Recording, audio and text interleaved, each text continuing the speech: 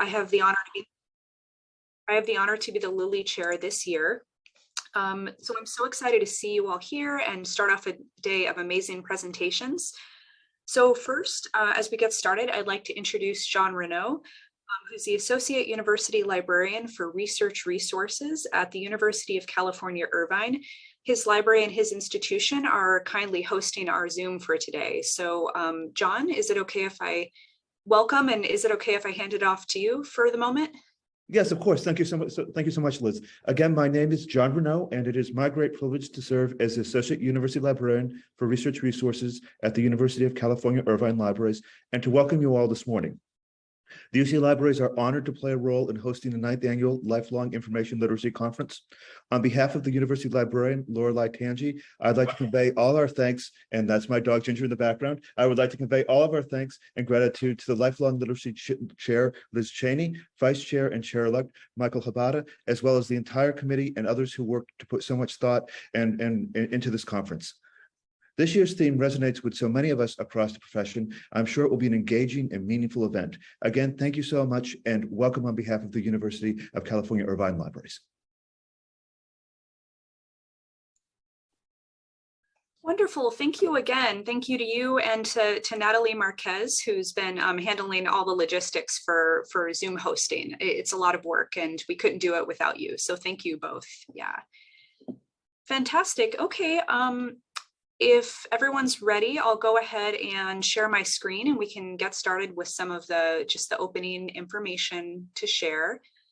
Let me see here.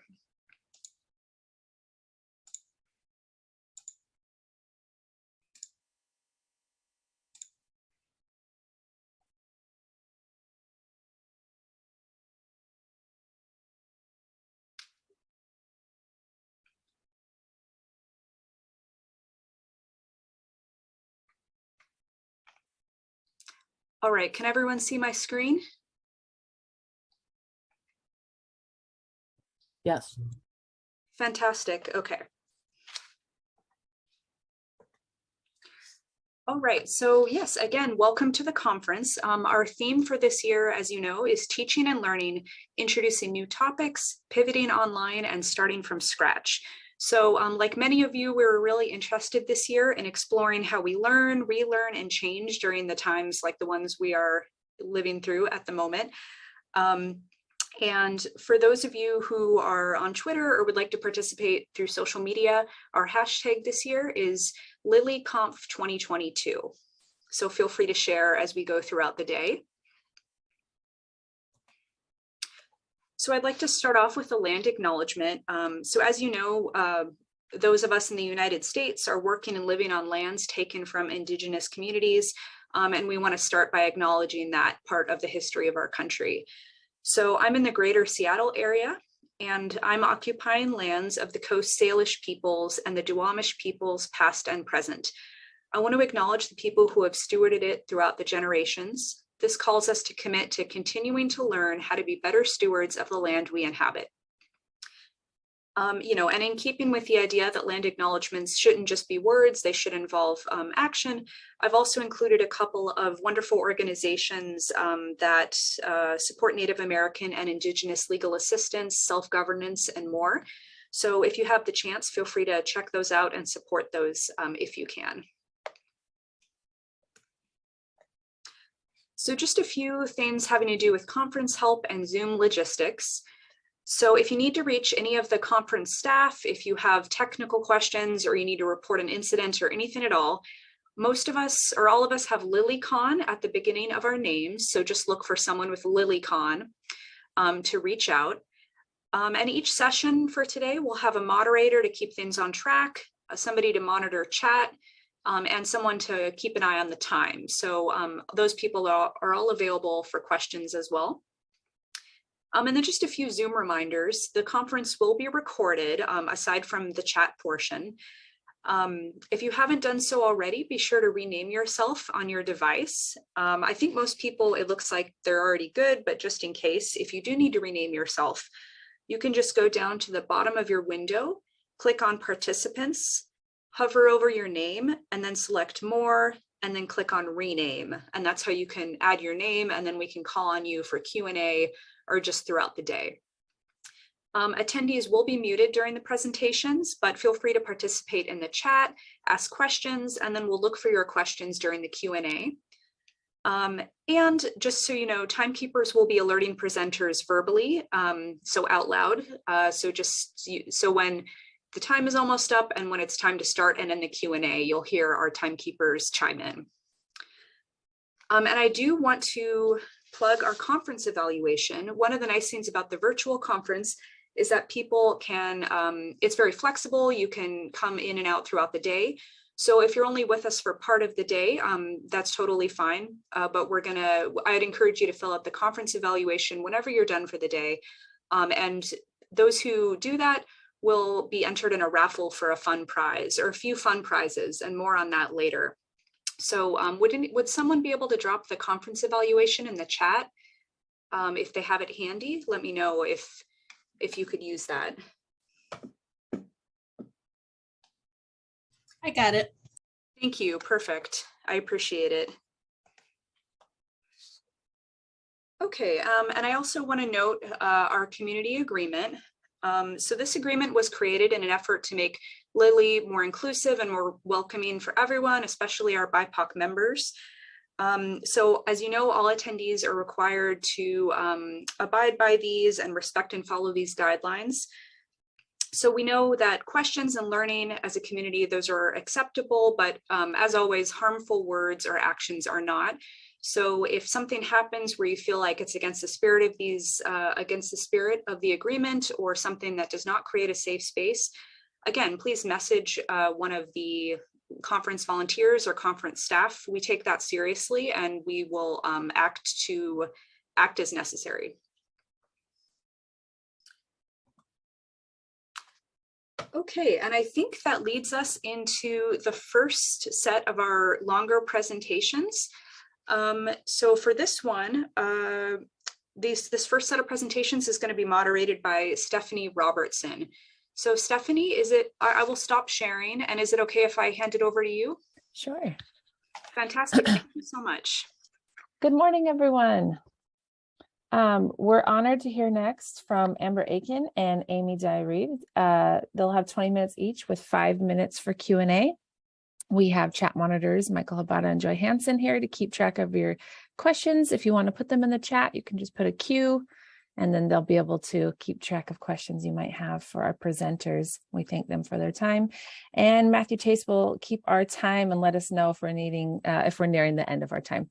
So I want to quickly introduce our presenters today. Amber Aiken is from Strayer University, Washington, D.C. Her pronouns are she, her. 2 years ago, Amber Aiken joined the University Library as primary information literacy instructor.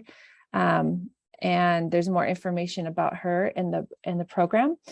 And we also have, as I mentioned, Amy Dye-Reed from Texas Tech University, pronouns she, her, hers, with more information about Amy in the program as well. So with that, I will let them get started. All right. Good morning, everyone, or afternoon, depending on where you are. I am Amber Aiken, pronouns she, her, and I am with Strayer University. I will begin sharing my screen. Today, we are going to talk about virtually impossible building an instruction program through faculty partnerships.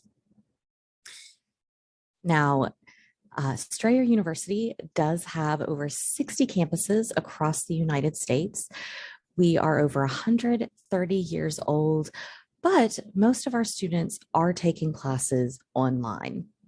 We were over 90% virtual before the pandemic, and since the pandemic, we are almost exclusively in the virtual space.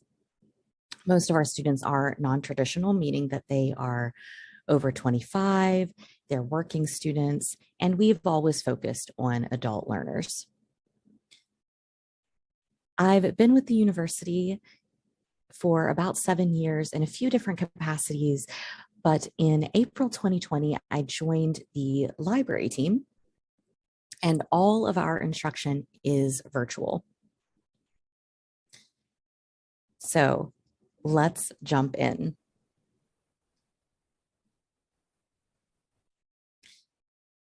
My agenda for today, I want to look at 4 different components of setting up the type of program that we use.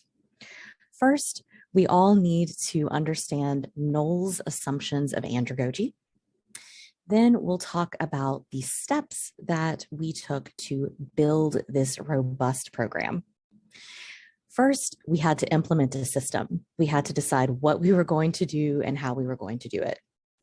Then we had to make those faculty partnerships. And of course, we always want to be sure that we are supporting accessibility so that we can maximize our reach to all of our students. I do want to note that I am monitoring the chat, and I love interaction and participation throughout these sessions. So if you have questions, I know that we're going to have that period, but you can also use those reactions, and I will actually request that you use those reactions a few times. And the first time that I'm going to ask you to use those reactions is right now. If you are familiar with Malcolm Knoll's assumptions of andragogy, I'd like you to use the reactions in your Zoom panel to give me a thumbs up. If this sounds new to you, please give me a surprise face. This type of interaction is helpful to me because it lets me know how much to explain. It helps me to scaffold the instruction. And this is also a strategy I use in my instruction sessions. Thank you so much. I see that a number of you are familiar, but the majority aren't yet. This is a huge underpinning of what we're doing at my institution. So I wanted to make sure that we took a little time to go through each of these components. I also want to note that Malcolm Knowles believed that the future of adult education was with libraries. He believed that learners would become self-paced and self-directed, and they would do that by working with their public librarians to find the information that they needed. The first assumption is that adult learners need to know why they should learn something. Andragogy differs from pedagogy because it is geared toward the unique learning needs of adults. Pedagogy refers to children. So whenever someone's discussing pedagogy, technically speaking, these are theories and strategies geared toward the K-12 space. When we're talking about adults, we're discussing andragogy, even if we're not calling it by that name. Adults want to know why they should learn something as opposed to taking it from an authority figure. The next assumption is that one's self-concept moves from dependency, like getting all of their information from an authority figure like a parent, guardian, or teacher, to self-directedness. This means that they want to become more independent. The third assumption is that their life experiences are invaluable and we can build on those as part of the learning experience. This again differs from children where most are in the same life place if they're within the same grade or age bracket. This wildly differs from adults who may be at different stages in their lives with their careers, their education, family life, other activities, and we can use that to make valuable connections. Fourth is that adults are going to learn because they want to advance their social roles, like social standing or their careers, by solving for real world problems. This is a critical component of andragogy. They want to be able to solve a problem. This relates to the fifth assumption, which is that information should be immediately applicable. This again differs from the way that we may think of education, which is just in case. We want students to know how to research, how to write, how to use proper citation formats, how to evaluate resources, just in case they need it. However, if we're looking at this from an andragogical perspective, we want to give students information or adults information for just-in-time learning. We don't want to teach with the assumption that they'll eventually be able to use it. This really harnesses this idea of meeting them where they are just in time. And the sixth is that motivation shifts from external pressure to the internal drive to learn more, to know more, and to solve those problems.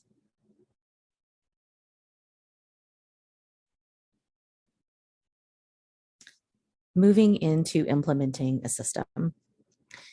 At my institution, we don't have a full library course. We don't have an information literacy course, and we don't have embedded librarianship. We don't have librarians assigned to specific disciplines or within the classroom. Because of this, we wanted to tailor what's often called a one-shot session as single sessions for information literacy. While we do have university-wide sessions that we record with different skills that they may need to know, like how to use a database, how to create an outline, how to use Boolean operators, we wanted to partner with faculty members to tailor sessions. We know that students are going to be more invested in their education if it's coming from the individual who is teaching them, the person who is grading them on their assignments.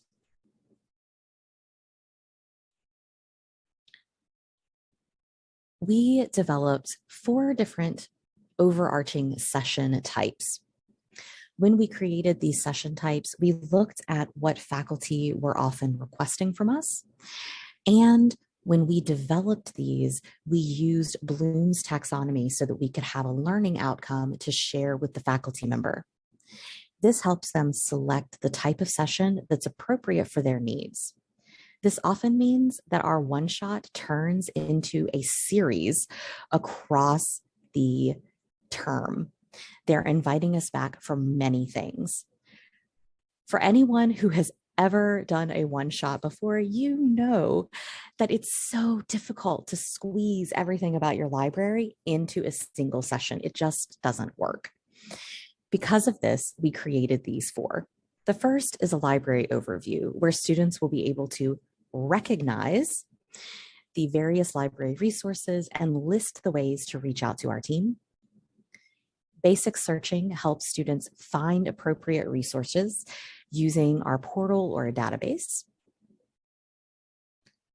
Our library is also overseeing the virtual writing center. So we have a writing support category where students will be able to identify different tools and services to support their writing, select the correct style and tone for the audience, and develop methods for overcoming writing blocks.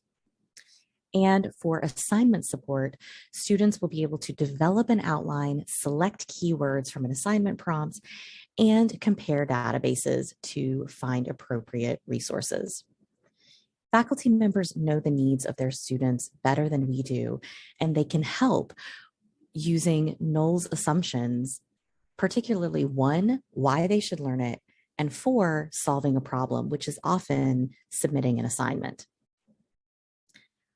All of these session types last half an hour, with the exception of graduate level assignment support. We do have graduate learners, and they typically need a different type of support, or they might need to get a little more advanced into their synthesis. Those sessions are 45 minutes long. We found that students started to get a little overwhelmed when we took a full hour, and some things became redundant. This also helps us in making sure that the scope of the session really does stay within that learning objective. This helps us to make sure we stay on task, and it helps the faculty member to hone in exactly what they want us to cover. This is also why we often get invited back to discuss additional topics later.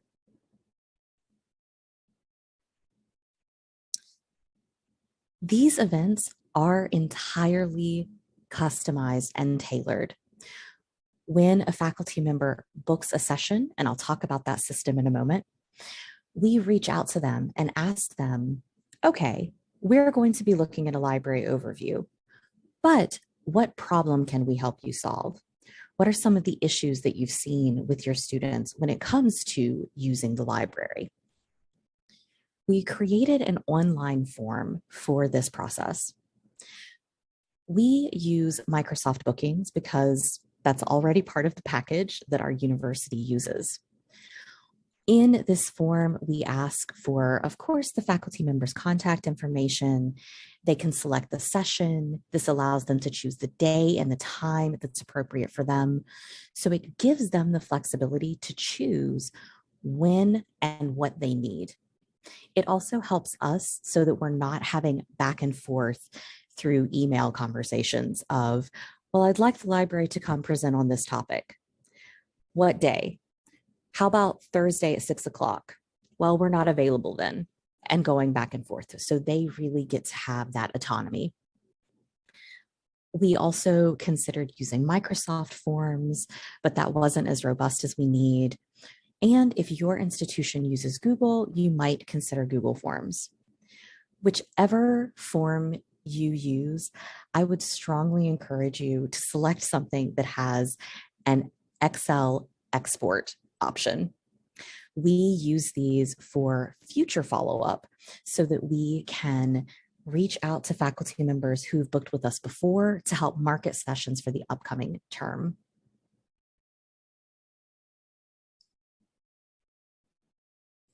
The next step is getting connected to faculty. If you have subject librarians or discipline-specific librarians, you may already have those connections. Because we are so dispersed across the country, we needed to get a bit creative in this case. Our first step is reaching out to faculty leadership. I want to ask you to use those reactions again. How many of you are familiar with your faculty leaders? If so, give me a thumbs up. If you wouldn't know who to contact, give me a surprise face. I am so excited to see all of those thumbs up. I do see some surprise faces, so I would so encourage you to find out who those leaders are. If you have a faculty senate, if there are deans over your colleges, figure out who they are because they can help market the events and champion your instruction program.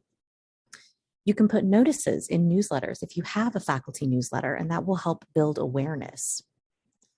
If you are fortunate enough to have personal connections with the faculty members, you can email them or visit them if you are in person. This will help to develop those connections, and it will help you with word of mouth about your program.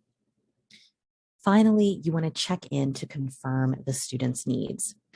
This helps with tracking your instruction, and it can also inform your reference and library guides or pathfinders. So this is a really important step.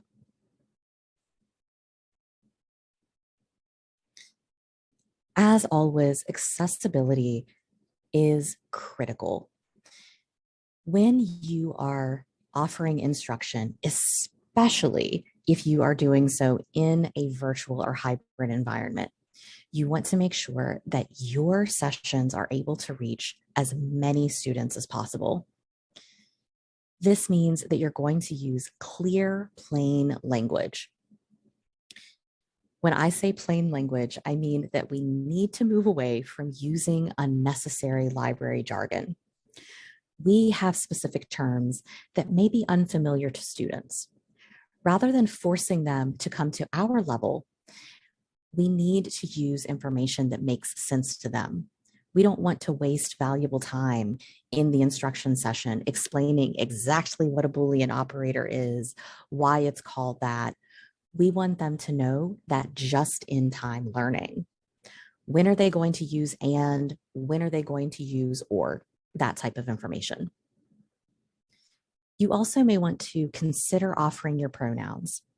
This is not requisite, but it can help create an inclusive space and make students feel like they can share that with you as well. It's a little bit of vulnerability to offer, but it can go a long way. If you are using materials like a PowerPoint presentation or handouts, make sure that you're checking them for color and formatting for your low vision participants. I can't tell you how many times I have seen a PowerPoint presentation where someone is using a bright red on a bright green or some other sort of aesthetically disturbing color combination. You want to check those, and there are all sorts of resources online to help you with color compatibility or checking a PDF for accessibility or your documents. Finally, we record all of our virtual events. We know that students aren't always available to meet us when we're available for them. So we want to have those available to them. During our virtual events, we do offer live transcription. As you're experiencing with Zoom right now, there is live transcription available. If the type of product that you use doesn't give this option, Microsoft PowerPoint online does allow you to put captions at the bottom as you're speaking. A trick that I used to do is even if I was doing a demo in the library, I would shift my screen a little bit so that I could have the PowerPoint captions underneath. You might need to get creative, but it's so important. We also offer a post-event transcript, and you never know what the use case will be when it comes to this post-event transcript. Students might want to go back and find something that they used before, or perhaps the transcript is their primary way of engaging. Finally, share that recording link and other relevant materials with your participants. I often 5 minutes left. Thank you. I often see people noting materials available upon request, or recording available upon request, accessible content available upon request. Don't create a barrier for your patrons. If this is something that you have and that you know anyone might want, make them available so that they can access it. It creates a much more accessible space. I want to thank you so much for your time and attention. I know that for some of you, it is early. For me, it is lunchtime. I wanted to offer, if you would like to reach out, please do so. I am more than happy to talk about the way that we structure our events, using reactions like we have today. And I want to ask one last one. If you have learned something that you think you might want to apply, please give me a thumbs up. Yay. I am so glad to see that. I am so grateful to all of you for being here and to the fabulous LILiCon team for allowing me to share this with you. And I will open to whatever questions you may have. Thank you so much. That was wonderful. We have a little bit of time for questions before we move on to Amy's presentation. Any questions? So I love the way that you're calling IEL instruction an event, puts an exciting spin to it. I love that too. Part of that was also because we learned that webinar was not a term that everyone was familiar with. We use this a lot in the academic space. You see it in the business space. And it occurred to me when I kept saying webinar over and over at my house, my husband is a mechanic and he finally said, "What are you talking about? Why do you keep calling it that?" So that's also why we call it a virtual event. Makes it more exciting to attend to. I'm like, I'll go to an event. Absolutely. Yeah. Great. Any other questions? Feel free to put in the chat or.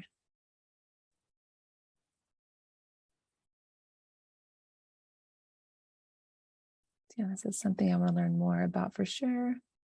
PowerPoint option. Here we've got a question. How do you deal with faculty that are not cooperative and are not responsive to offers for an IL event?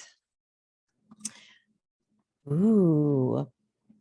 We don't often deal with uncooperative.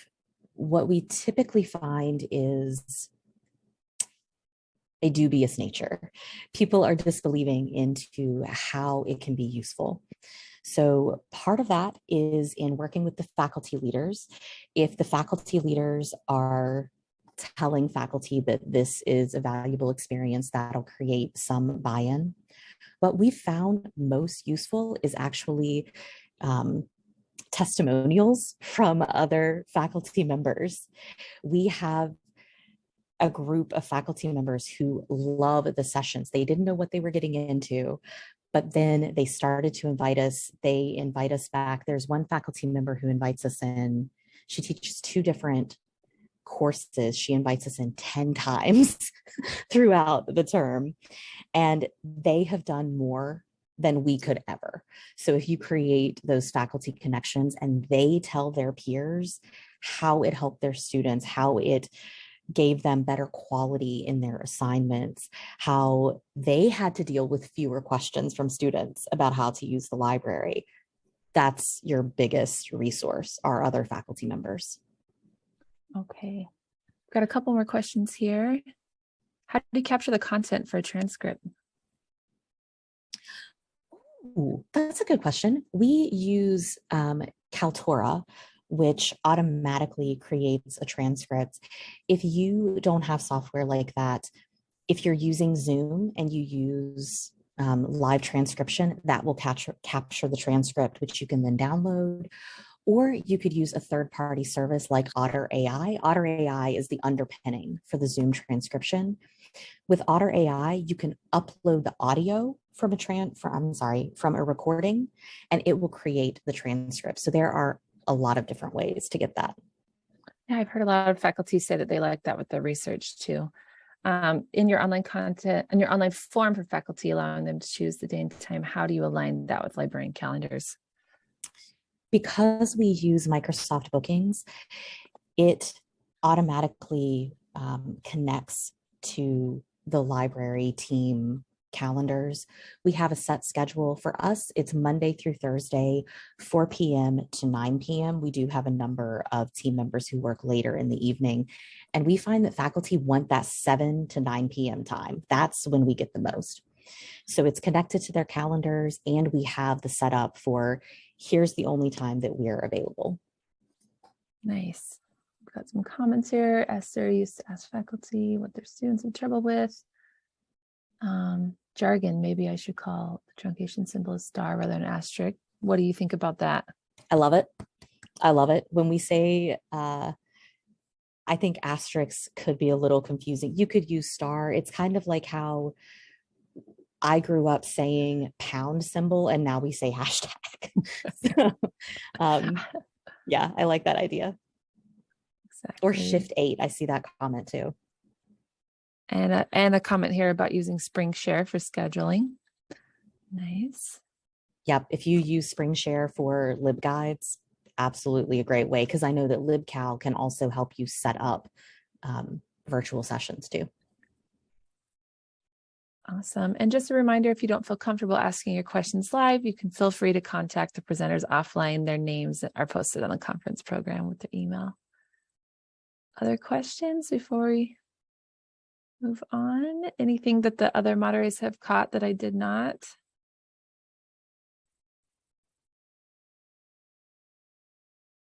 Called my translation, but call it wildcard search, you know. Yeah.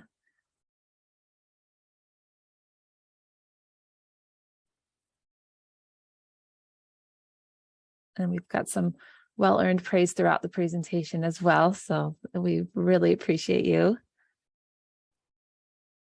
Okay. Thank you. I appreciate the opportunity so much. Thank you for having me. Our pleasure. Okay, last chance. We've got some thank yous. Well, if there's no other questions, we can roll into Amy's presentation. Thank you so much, Amber.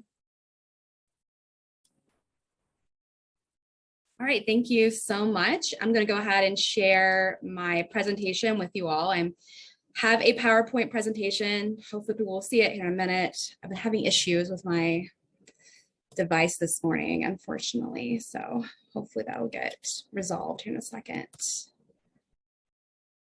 Still not seeing my screen. We could see your slides. Yeah, okay, great. Hope we can be able to see the slides. Yeah, there Did they everyone are. see it? Yeah, fantastic. Thank you all so much. And so today we're going to be talking about integrating Google Arts and Cultures with using Publicize within information literacy courses. And so we have a short agenda here today. I'm going to give some information about myself quickly, but it's going to really transition to a class that I teach here at Texas Tech University, as well as looking at our learning objectives for this project that I'm going to be talking about using Google Arts and Sciences and building the Publicize technology, as well as I have sample videos throughout the presentation that I'd be happy to share really at the end if you're wanting to see more of that in action. So here is a Padlet. If you have any questions about the presentation and we don't get to it today, feel free to place that in there and I can get back with you pretty quickly. So my name is Amy Dye-Reeves and I work at Texas Tech University, and I am an active member of ACRL and ALA at Texas Tech. I am the Education and History Liaison. And with ACRL, I'm the chair of New Roles in Changing Landscapes, as well as the Standards Committee. And you can find out more information about me on LinkedIn or the program. So we're gonna go ahead and jump Amy, real quick. Yeah. We're seeing the presentation, but also the next slide. Oh no. Maybe just enter the full screen. And if you wanted to add the Padlet link to the chat or to give it to one of us, we can grab it and put it in the chat. Sure, that would be great. So We have a little time since I did jump into 2 minutes early. Okay, let's go Thank you. ahead. Okay, let's go ahead and share that. I keep having to admit people to the room. Sorry. Okay, so I'm gonna Don't go worry back. about meeting people. We've got it. Just, you know. Okay, awesome. Okay, so do you see my screen now? I see it, but I see the next slide on the Let me stop Side sharing column. and try again. Sure. If that's gonna work. Because I've had technology issues this morning, so I apologize. No worries. We have all been there. Okay, so does that work better? It's is it showing for others? Is it also the column with the next slide? Yeah, it's showing the presenter view. Okay. Okay. So trying to think of how to do that. Let's go that again. Is that better or still the same? Yes. Okay, awesome. So does that still work for everybody? Hopefully. Works for me. Looks great. Oh, great. Thank you so much for telling me that. I appreciate it. So, so during the background for this particular course that I taught, it is a 1-credit class. And so I had some challenges with COVID-19. So my students, we had outbreaks at the beginning of the semester. So it was a face-to-face course. Unfortunately, it just kept happening within the last, probably the first 3 weeks of class. And I kept getting more students having these outbreaks. So just working with them, we decided to switch this from a face-to-face to quickly to online course. And they all agreed to that. I left the discussion up with them and to what we would want to do. So we did decide to move that to online instead of face-to-face. So with that being said, I wanted to look at more interactive means to really provide those collaborative opportunities with my students. Really for this assignment that I had was the objectives for that was that each student really would implement the use of a virtual field trip, which is Google Arts and Cultures and Sciences, really to fill in the gaps within their background knowledge and working within archives and museum studies. So each student, they would have to create a virtual field trip experience based on the lecture that we had about special collections and archives. And it was really to demonstrate their constructive knowledge about museum and archives that's really taught within the course. And so that assignment background, this is what it looked like, is that they were going to Google Arts and Cultures. They were clicking on the Museum Explorer. They picked out a museum or an archives that best fits the definition as discussed within the lecture. And so students were encouraged to pick a museum that was close to their major, or really a museum that interests them within that digital repository, and I'll show that in the presentation. And so you're going to see some of the questions that I asked. So I asked them to name the museum or archives within Google Arts and Cultures. Does the museum or archives fit the definition as we discussed in class? And so what was the highlights of your visit? And so when you looked at a specific item within the digital repository, what did you notice? Did you view the record? What specifics did the record hold? And how does this help future understand this definition of archives and museums and special collections within future research projects? And so a lot of my students, even when having this particular lecture and discussion, they actually had not been to a museum or archives. And so I wanted to provide a digital experience because we are going through COVID-19. And so a lot of that was very limited in terms of getting access to a special collections. So when visiting Google Arts and Cultures, so you can kind of see on our screen that it's artsandcultures.google.com if you want to look at that. And so what I had is towards the bottom of the screen, I had them go to a Museum Explorer and look at the more collection box below. And then I had them search for an archives and libraries with the little magnifying glass. And so when I had them do that, I had them search the term library. That's what I wanted them to search. And when they did that, they started to see more libraries. They started to see archives, materials. As you can kind of see right here, there's museum views, and go back one, there's some more just kind of screenshots there. And so the first thing for them was to create the video content. So this is what I wanted them to do. Create what was the name of the archives that you visited. Again, we had the same discussions we had just a few slides ago, but about the highlights, the definitions, anything you saw that was special. I do have a video of that in action that I'm happy to kind of show that and share that presentation towards the end. So you can see that example. It is me having the presentation and showing them step-by-step directions. So you can kind of see that there. It gives you more information. And the second thing that I want them to do was to upload it to PlayPose. And we did spend some time with that in class and showing how to do that.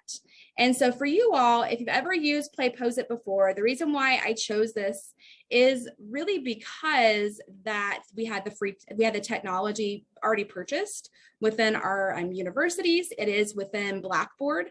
And so I was playing around with different options and I looked at PlayPose and I was like, this is gonna be perfect because it does provide interactive opportunities for your students. And then you're gonna see why. So you can kind of see right here when you're clicking on that, you have different options. You can upload your video source to YouTube.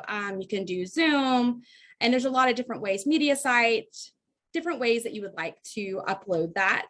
And so if you're using media site, which is pretty much what we use a lot here at Texas Tech University. So using media site, that's kind of how I was uploading the video and show them that way, but I also mirrored and showed them Zoom and YouTube as well. So there's different options, but in this example, it was media site. So what I would do is just first have it connected to my media site account on my university side. So I put my name on it and it quickly recognize my account, so I was able to upload my video from there. So you can kind of see that screenshot and that ID and what that looks like. If you're uploading things into PlayPose from a different, repository, I'm going to show that here in a few slides. So if you're using Blackboard, it is also available in Canvas and I believe other ones as well. But in this example, it's using Blackboard because that's what we use here at Texas Tech University. And so when you upload that, you can kind of see your portal. This is my portal right here. And so I am using one of my developmental shells and I am building my content. So I'm going to click on building content. And once it does that, it's going to set my link. I'm going to have a link set. And once I click set link, I'm going ahead and setting that link and I'm adding a new bulb. And so when you're adding a new bulb, that is just adding your video, whether that is going to be from YouTube or that is going to be on Zoom, however you'd want to upload that. So once I have found mine, just an example, uploaded it on YouTube to show you all. And so all I did was put the URL that I got from YouTube and placed it at the top and it pulled my video. And the next thing I did was make sure I just had a title, whatever the title that you could have it for, the class with the person's name. Obviously, I will only see that unless they want to share that to the greater world. So we have those kind of agreements as well as, and just having what the title of their video is. They might have clicked on looking at a particular museum, so they would have that in their title of their presentation. And once you do that, you can view your video source and your captions. If you have captions, we talked about this probably in the last presentation about captions, that you can upload that RT file, all those files in there. So you can have that available, or there's available within YouTube captions. And the biggest part is trimming and cropping your video. Now that's the one you're going to spend a lot of your time on. And the reason why is because you want to provide meaningful interactions with your student. And by meaningful interactions, I mean where that is going to be, and you'll see a screen in a minute, that is going to have different options for you. So what I did first is adding my interactions, kind of thought, okay, where do I want to start? What questions do I want to ask him? What interactions do I want to have? So this is kind of the video, what it looks like when you're trying to edit that video. The next thing is thinking about the templates. There is a template option within PlayPosit that you can have your learner notes, their experiences, you can have a discussion, there's a reflective pauses or finding notes. There's a lot of different ways that you can have that within PlayPosit. That you can also add your interactions, and the interactions are the fun part. A lot of the students really love having those interactions, and I also have lectures throughout the year in the course, so they're used to it. And so they know that it's a required interaction. You don't have to make it a required, but I do have that as part of my grade in the course that they interact with videos. So as I go on, so you can see the interaction points right here, you can see the interaction options. So with the interaction options, there is multiple choice, there's free response, you can have a poll, you can have a discussion, there's a lot of vocabulary matching, there's so many different options that you have.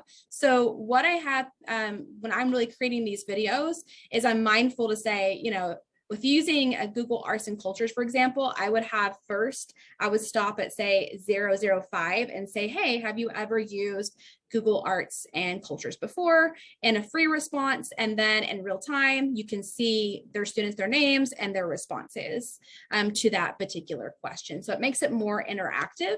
And so this is just another screenshot of what that looks like. You can place them in order. Again, you have that table of contents, vocabulary matching. There's a lot of different ways and things you can do with PlayPosit. So I really like the interactive material that they have with it. So seeing this in action is that this is the free response, like I told you just a second ago, is with the free response, I just asked the students at 005 when I was cropping and trimming it, have you ever used Google Arts and Cultures? If so, what course? Just so we have an idea. And after they have that interaction and they answer it, you can see their name and their response. And so they're actually going along with the video as I'm narrating. And so as you do that, it kind of just trims it right here. And as I'm trimming it, I do want that interaction at 002. If I want for some class, if you're using vocabulary match, you can have a vocabulary match.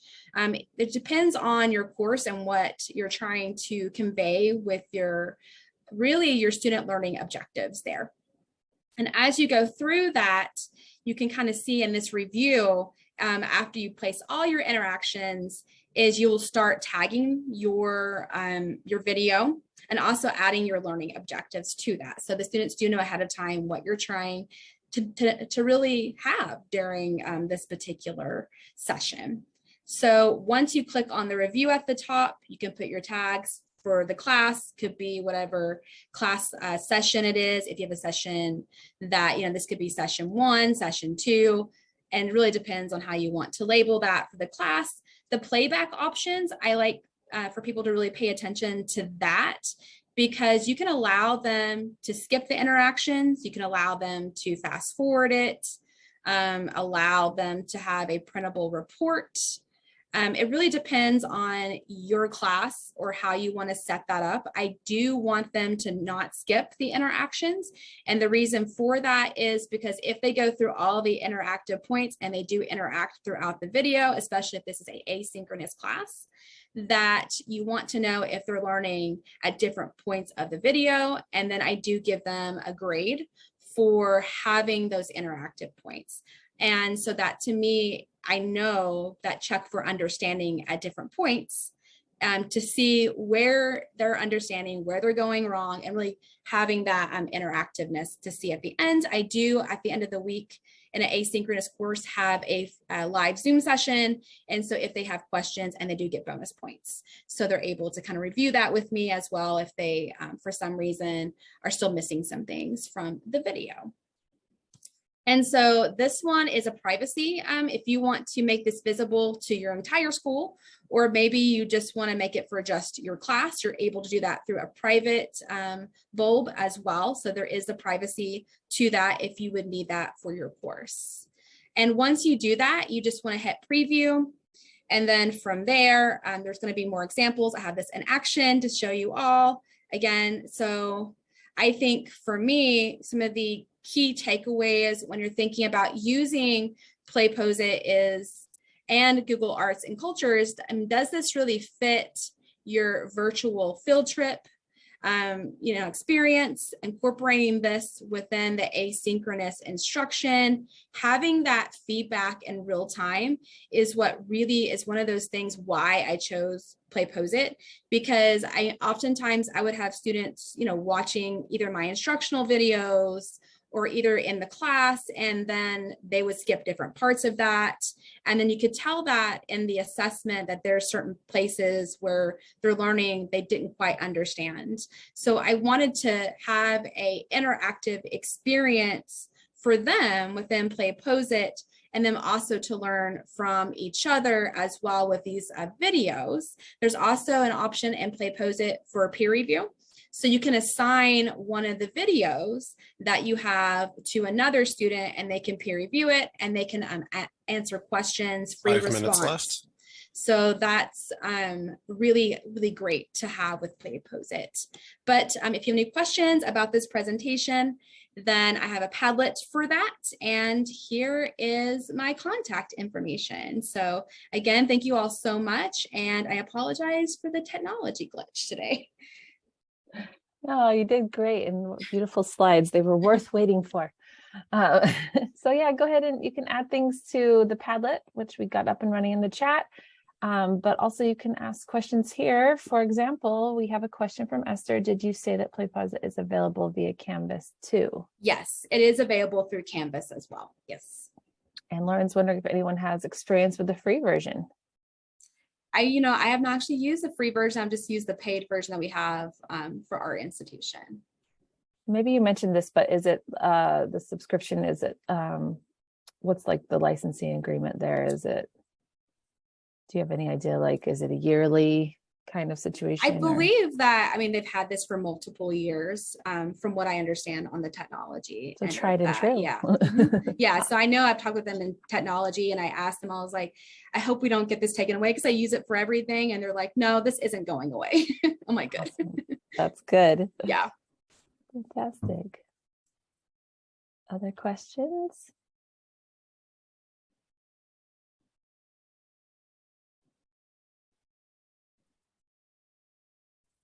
Just wait a minute to see if people are typing. And chat moderators, did I miss any questions in the chat? I'm scrolling through. Looks like you got them all, Stephanie. Awesome. Thanks, Joy.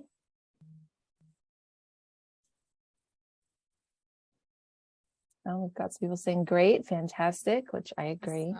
Thank you.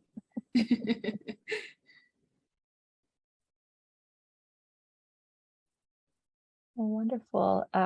Anything else you want to add, Amy? You're at the I do end. not. Besides, if you have any questions, just to contact me or you need help with setting up with any of this, feel free. And I'm happy to really answer any of those questions that you might would have, or just be a sounding board on different classes or instructional sessions as well. So thank you all so much. And I really appreciate the opportunity to be here today. Thank you. I imagine you will have some folks reaching out to you. I'm like, oh, I gotta look into this. I gotta. What a great tool. Amber, is form for faculty available? Question for Amber from Esther. Oh, from the faculty from the previous ones. Okay. Yeah, go ahead and put that in the chat if that's the case. And a friendly reminder, once we're done for the day, here's the link to the eval form. We'd love your feedback. So start drafting that now. Just kidding. You don't have to start yet, but just a reminder. All right, wonderful. So we will pause for a bit until the next one. Do you want to hop in here, Liz, and let us know what we're up to next? I'm looking here on the program, but anything that folks should know? Thanks, Stephanie. Absolutely. So yeah, our next set of sessions, which will be the lightning talks, are going to start at 11:10. So I would say, why don't folks, grab some water, go pet the dog, whatever you need to do until then, and then we'll get started. And let us know if you have any questions in the meantime. We'll be hanging out in the chat. So yeah, thank you, Stephanie. Thank you to our presenters too. Yeah. Thank you.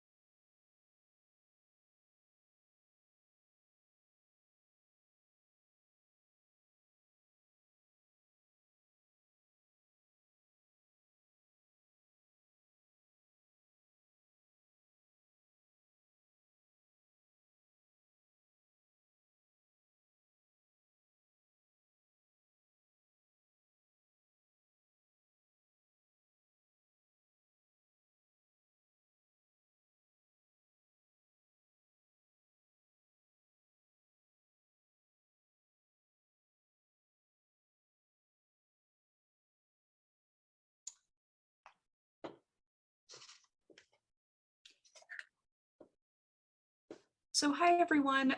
We'll just give it a couple more minutes before starting the next round of lightning talks at 11:10. I'm going to go ahead and put the eval form in the chat one more time. We really do value your feedback on the conference, and it will help inform the future events that we're going to do. So please, when you have a chance at the end of your time with us, please do fill that out. And thank you so much.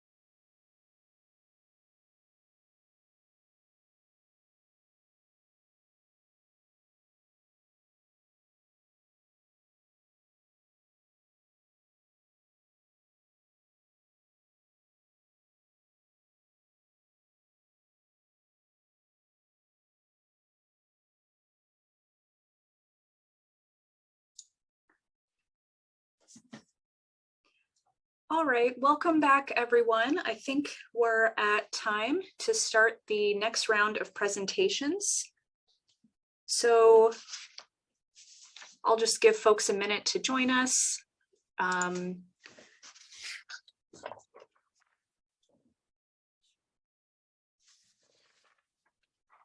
So like I said, next up we have some fantastic lightning talks planned for everybody.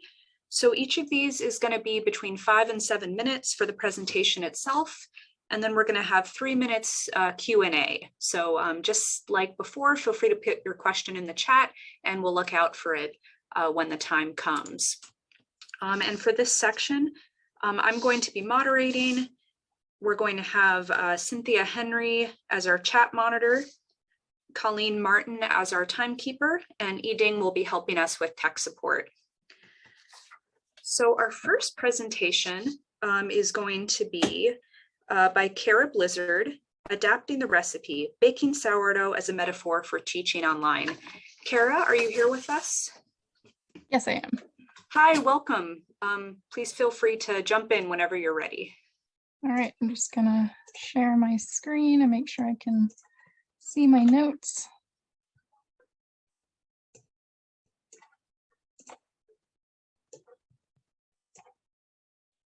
All right, so I will get started here. So at the start of the pandemic, I was in the same situation as many academic librarians. I suddenly needed to teach information literacy online. At the same time, I suddenly had a desire to make bread, which was apparently very common because, as some of you might have discovered too, every grocery store had run out of yeast. And that made me want to bake bread even more. So I decided to see if I could figure out how to make sourdough, which uses wild yeast. Today, I'm going to talk about both of these seemingly unrelated parallel journeys, and we'll see how far I can take this metaphor comparing baking sourdough with teaching online. And I will warn you now, there will be a few puns, but I'll try to keep it reasonable. So getting started and getting starter. My first reaction to making sourdough was that I had no idea where to start. I knew there was something called sourdough starter, which is pictured on this slide, but I didn't really know what it was or how to find it. And similarly, I had no experience teaching online, and I was perplexed about how to get started in planning virtual instruction. My first attempt involved recording something like a 20-minute video and sending that to the course instructor along with a slide deck. And that took me a long time to create, and I didn't feel very confident about the result. After that initial phase of just being overwhelmed, I realized that I wasn't alone, either in teaching or in baking. A family friend offered me some of her sourdough starter, and then I found some introductory recipes online. In terms of teaching, my library has a teaching and learning community of practice, and those of us who are now teaching online started discussing some of our strategies through these online meetings that we had. We talked about different approaches we were taking, whether that involved recording videos or hosting live instruction sessions, and we compared notes on different polling software and other tools that we were trying. I also attended several conference presentations and free webinars and read articles about approaches to teaching online. So these communities and resources helped me become more familiar with both of these areas that were new to me. But I also realized that I already had some of the skills that I needed. I had baked things like muffins and cakes and some other types of bread. So I was generally familiar with the concept of measuring and mixing ingredients and putting it all in the oven. And I had experience with teaching in person.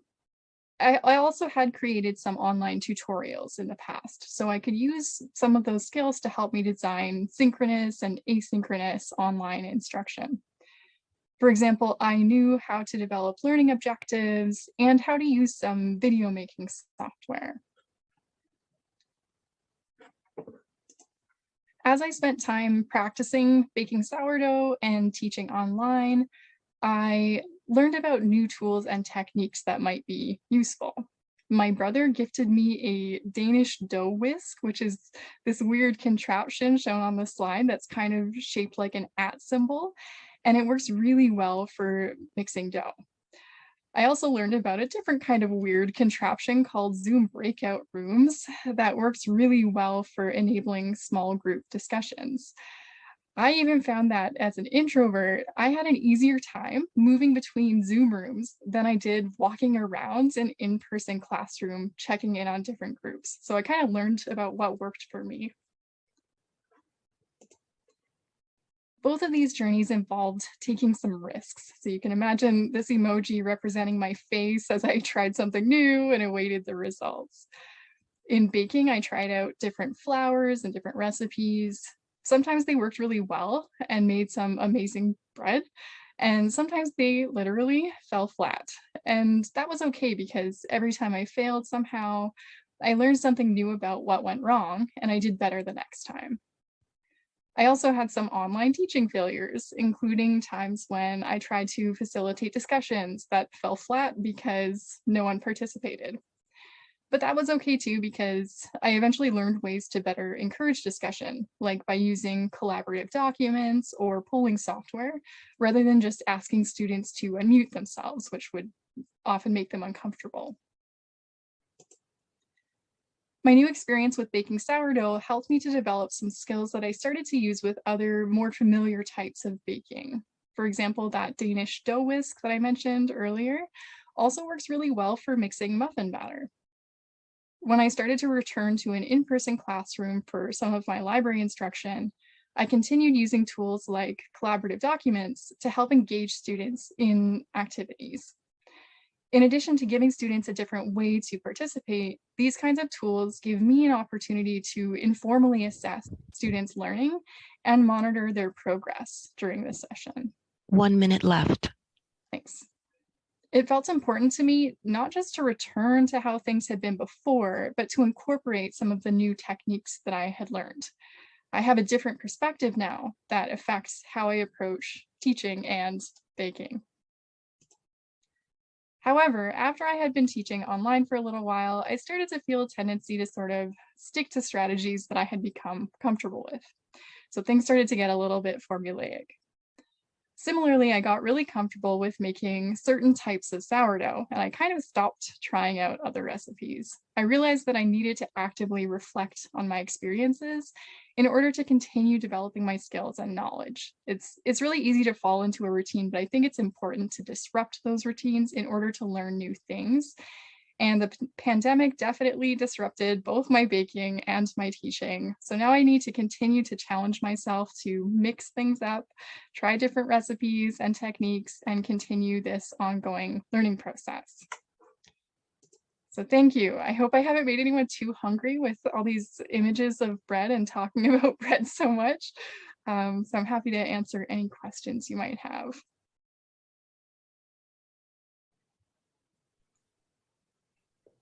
Thank you so much, Kara. This was wonderful. Such a creative take on information literacy.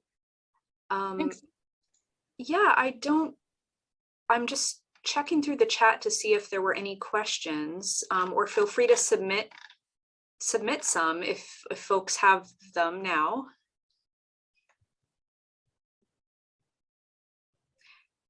So while we're waiting, I do love that you touched on the role of failure or learning as you go for both baking and information literacy. I think it can be frustrating in the moment, but it's so key to growing in both of those things. So yeah.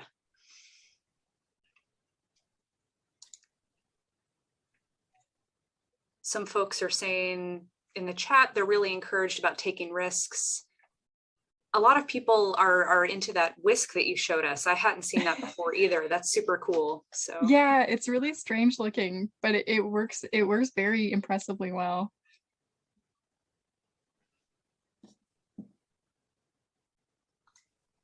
There was one question that said, what was the online method of encouraging discussion? Oh, so I mentioned I used collaborative documents, so kind of a bit more passive in terms of not asking students to necessarily speak, but they can add any notes and everyone can be kind of adding notes at the same time. So that's the type of thing I was talking about there, or polling software where it's anonymous. Oh, and what kind of collaborative document? I used mostly either Google Docs or Google Jamboard. Those were the two things that I tried out.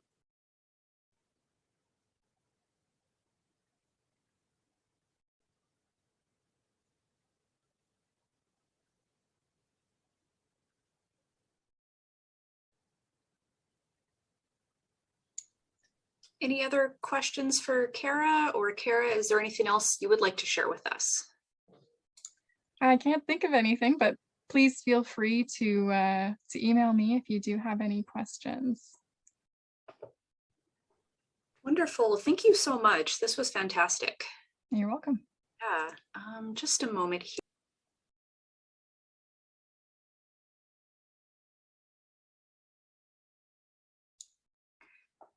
So we have a couple minutes until our next presentation. So I'll just give it a couple minutes. Yeah, feel free to hang out for a minute. I see Esther did ask in the chat about whether anyone has used Jamboard before. So feel free to, contribute your experience with Jamboard in the chat. Yeah, so we can sort of learn from each other.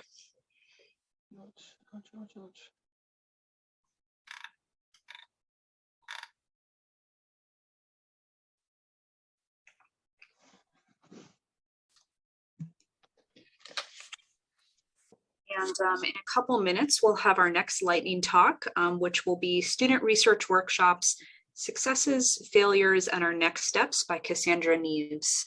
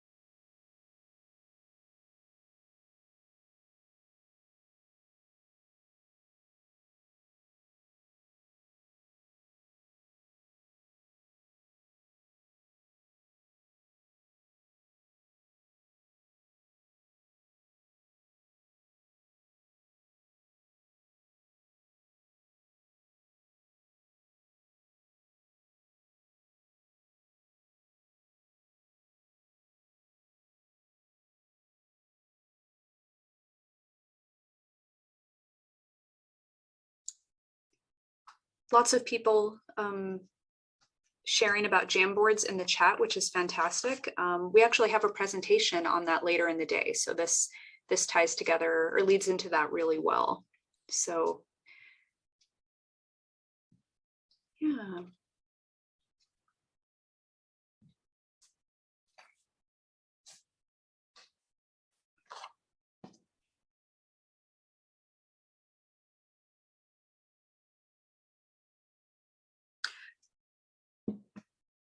So yeah, if Cassandra, if you're ready, we could go ahead and jump in, no pressure, to our next presentation. Yeah, okay, fantastic, great. So once again, our next presentation is Student Research Workshops, Successes, Failures, and Our Next Steps by Cassandra Neves, and her pronouns are she, hers. So I'll go ahead and hand it over. Thank you. Great, thank you. Let me.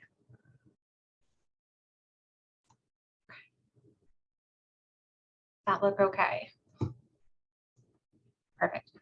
Fantastic. So like she said, my name is Cassandra Nieves. I am based in Northeast PA at Northampton Community College. And I'm just going to talk a little bit about our student research workshops, some successes, failures, and our next steps. Just a little bit of background information. NCC does have 3 branches. We have Bethlehem, Monroe, and Fowler, with librarians based at both Bethlehem and Monroe. Prior to COVID-19, most of our classes were offered in person, but that online campus really grew in popularity in the semesters that followed, even when on-ground classes returned. And also prior to COVID-19, we were facing a decline in the number of information literacy classes that were requested by professors. So those were those one-shot instructions. We also saw that, when COVID-19 hit, instructors weren't sure how to fit us into their new virtual classrooms. So those numbers declined even more dramatically. But we did see an opening to reach out more to faculty, to students, to increase our connections with them when our college switched from a 15-week semester to a 14-week semester. So what we did, we saw our opening and we wanted to take it. So we talked to each other, how can we fill this gap? Is there anything we're already doing that can, help moving forward? We came up with a few ideas. The one we really liked the most was our research workshops. But we wanted to make sure that faculty would be on board with research workshops because we had offered them in the past, but not, as frequently. And sometimes they wouldn't be lesson driven. They would just be like a drop in, get help with whatever you're working on. So we reached out to our faculty and we essentially just wanted to know, is this something you would be interested in offering your students as either extra credit or just as in place of having a one-shot session? The majority did agree that that's something they would want to send their students to. Some of them would want it as, instead of the one-shot instruction, some would want it in tandem with. So the librarians got together again. We evaluated the different types of classes that we'd had for one-shot instruction in the past year or two. We broke into groups. We created our different presentations, and we created marketing material, anything from blog posts, Instagram posts, and our marketing department even put our workshops on the college-wide event calendar, which really helped us. Our different technologies, we do have SpringShare lib apps. So we were able to utilize those, but there are free programs that work just as well as LibCal and LibWizard. And for our surveys that we sent to students after each workshop, we used Project Outcome for Academic Libraries Toolkit. This is just a brief timeline, kind of covered everything from the spring, summer 2021. Fall 21, we went in, we did the workshops for the first time.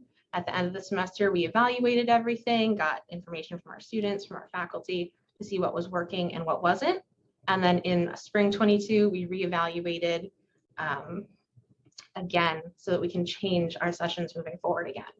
And in May, we even connected with our Senior Director of Institutional Effectiveness to go over student surveys and how we can track their progress. This is a list of the different workshops that we hosted.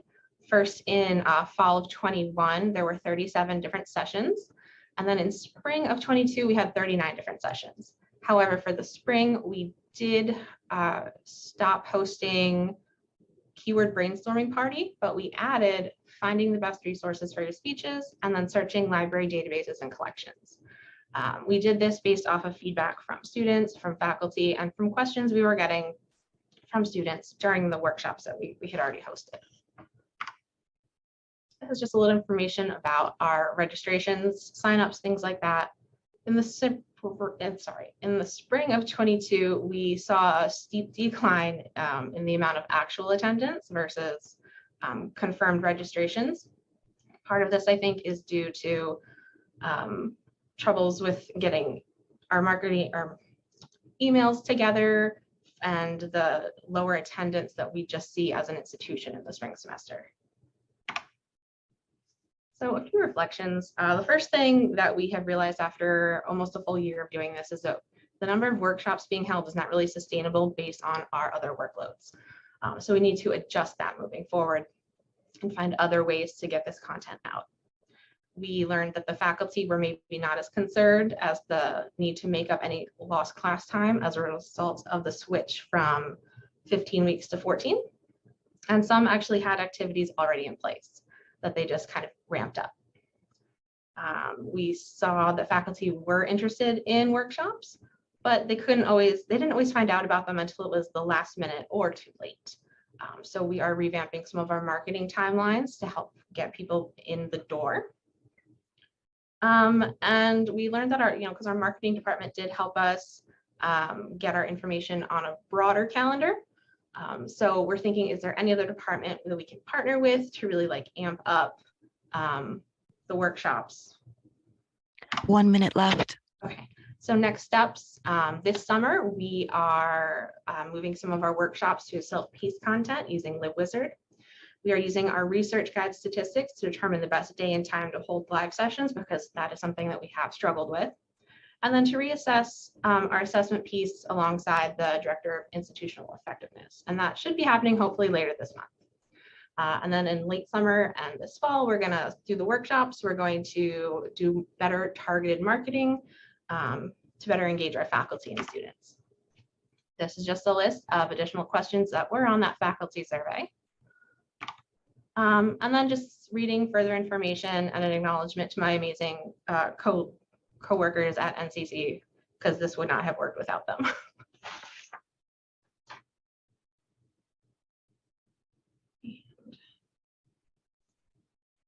Stop sharing. That's all I have. If anyone has any questions, my contact information is on the screen, and you should have more information as well.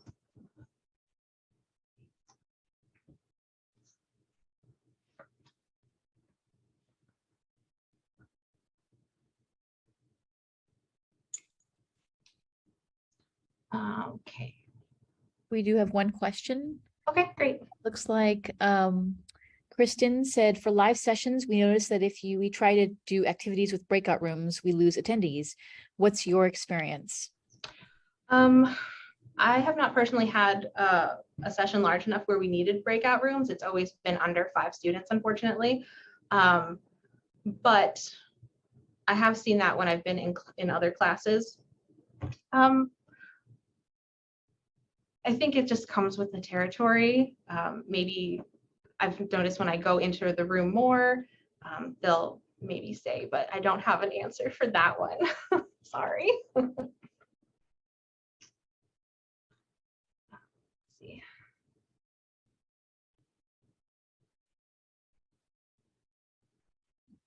That's perfectly fine. No worries. We see another one.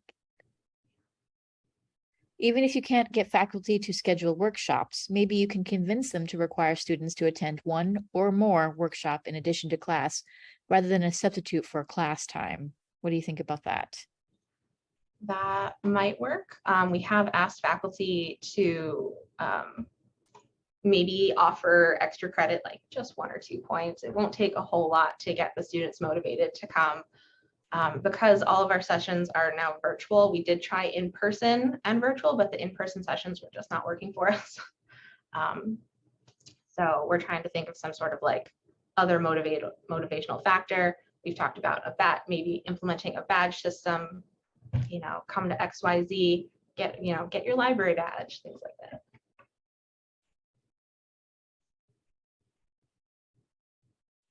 I see. Okay, thank you for that. And then another person asked if you could put in the DOI for that book that you talked about. Yeah. That would be great, thank you. And then Linda asked, did anyone offer extra credit for attending sessions? Which I'm kind of curious about too, because I don't think we do one-shots here, but I don't think it's extra credit. It's mandatory.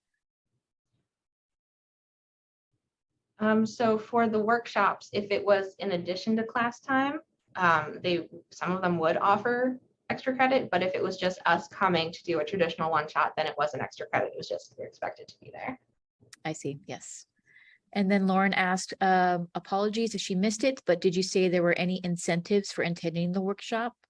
Outside of the potential extra credit that faculty would offer, not really. That is, again, something that is on the list of things that we need to think about for moving forward and how to get more students in the door. Oh, understandable. And then, so how many workshops do you plan to continue offering this next year? That's what Janice asked. Okay. So this summer, we actually have 22 scheduled. We've done, I think it was 22. No, 16, I'm sorry, 16 for this summer. 8 of those have happened already, 8 more to come. We have not decided on a number for the fall yet. That is probably something that will take place later this month. So all the back end work can get done and entered and marketing can start in August, because a lot of our faculty aren't checking email right now because they're off. Yeah, it's summer. And then Lisa asked, 10-minute mark. Oh, if you wanted to briefly just say something, could you explain a bit more about how you use research guide stats to determine future workshop times? Okay, so we are looking at when students are using particular research guides. So if there's a guide that goes along with a workshop, we'll see, oh, when is the guide being used the most? So we can get a better gauge for like the week, probably not time of day, but like about the week, because we had been ending our workshops in early November. Most of them in early November, but now we're seeing a lot of use like right before Thanksgiving. So now we're reevaluating, how much further do we push these out?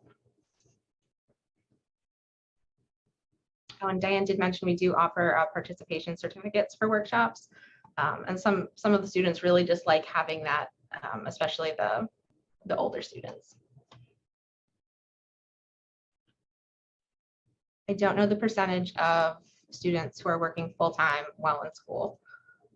Because we are a community college, I would say that number is going to be pretty high, but I don't know it off the top of my head.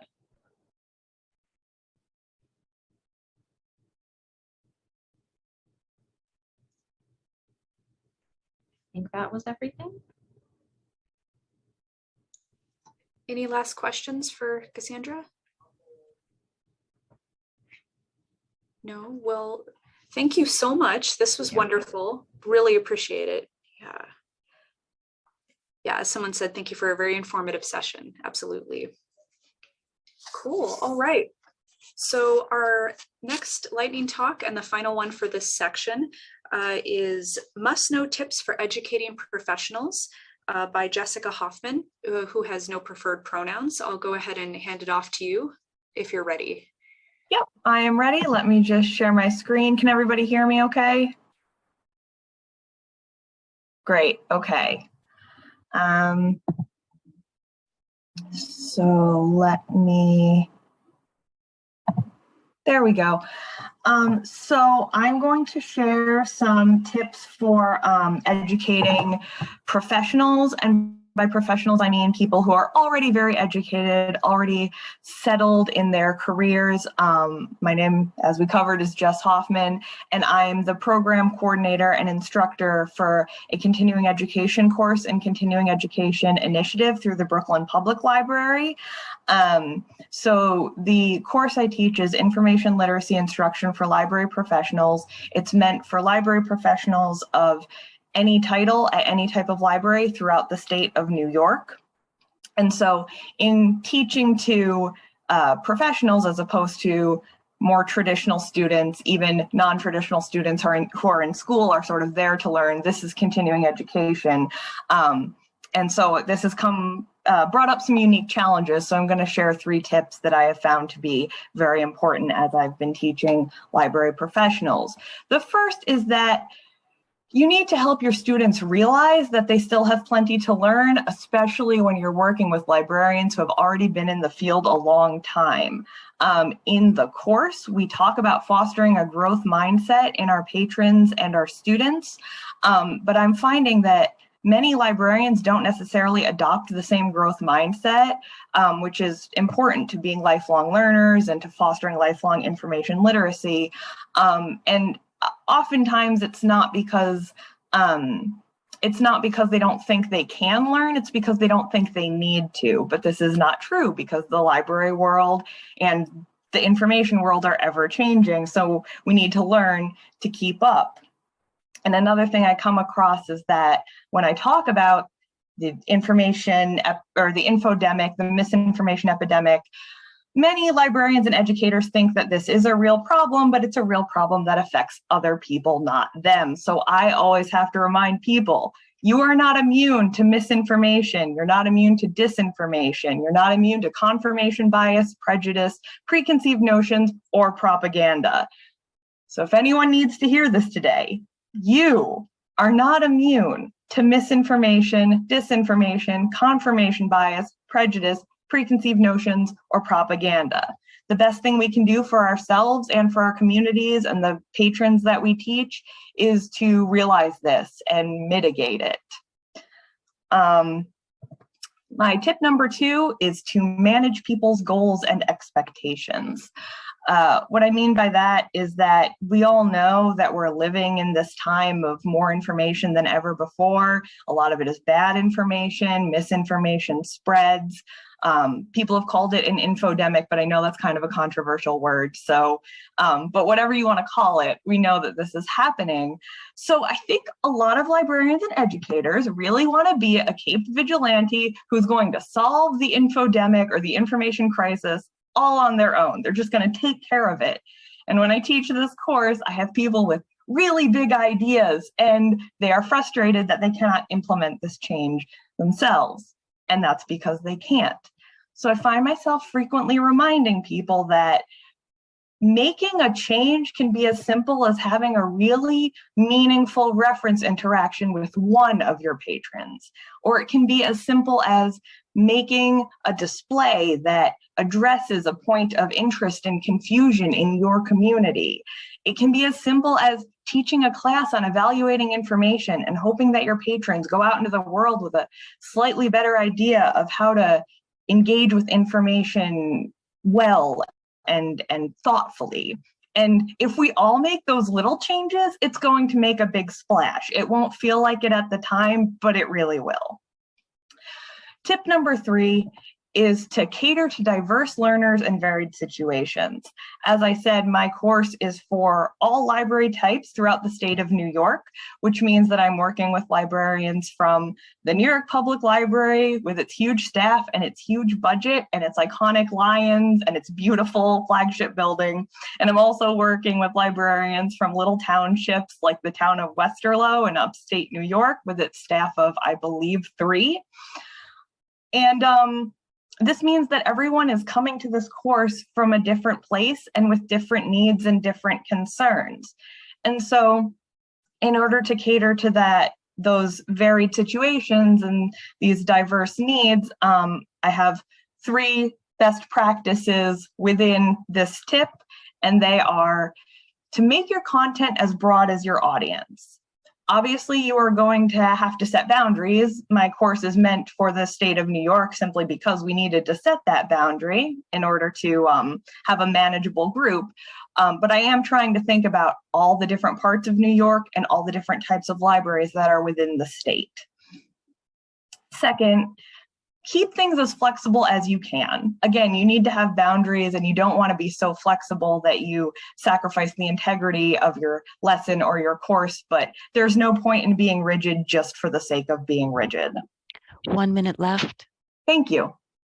Finally, meet people where they're at, not where you want them to be. This is something I tell librarians as they work with their patrons, but it's also something I'm finding that I need to do when I work with librarians. I would very much like all of the librarians that I work with to know they are not immune to misinformation, but that's not where all of them are at. So I find myself having to remind them and teach them that they can also be vulnerable to misinformation or propaganda. And that wraps it up for me. There's my contact information if you want to get a hold of me. There is my dog. As you can see, she is also sick of listening to me talk about information literacy.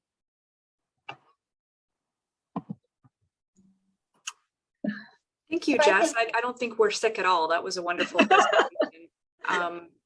And wonderful reminder that we all have our own biases and are all prone to misinformation. 100%, absolutely. I see, just looking at the chat here, Esther was asking about, sorry, I'm just scrolling up again. She really liked that table that you had at the front. Are you going to share the slide with everybody? So right at the beginning of your presentation, you had a great table that Esther liked. Oh, I certainly can. Yes, I certainly can. If you want any resources about the course or my slides or anything, feel free to email me. I'll even put my email address in and I can send it to you. And I can even send you, I can probably send you the slides from, I took that table, the growth mindset one, I took right out of the course that I'm teaching. So I can probably even send you like more of the slides from that particular lesson if you're interested. So yeah. She actually followed up with, so you share that table with your students then? Yes. Yes. Okay. Yes. And it's in the context of, you need to foster a growth mindset in your patrons. But I'm finding that sometimes, even as librarians learn this, they're not fostering a growth mindset within themselves. So it's something I remind people to do.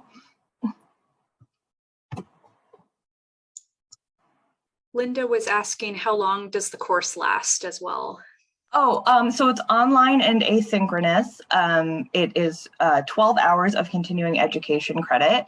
To clarify, my role in this is to guide people through it. The lectures are pre-recorded. I do a couple of them. A lot of them are taught by guest instructors, but I guide people through it and help them. Part of the course is a final project where they're meant to implement some of the information literacy competencies taught in the course into their library. So I do a lot of helping people with that. Do I offer different sessions? The course is grant funded, so it's actually just about to wrap up and I'm not sure what's going to happen with it. So unfortunately, anyone who's interested in the course itself is not going to be able to take the course. But again, if you email me, I can share some of the materials. We're trying to help the course kind of live on in some capacity, either with a different institution or just kind of spread the word and get other librarians teaching similar information literacy continuing ed courses. I don't know if that answered your question. I'm not sure what you meant by sessions, Linda.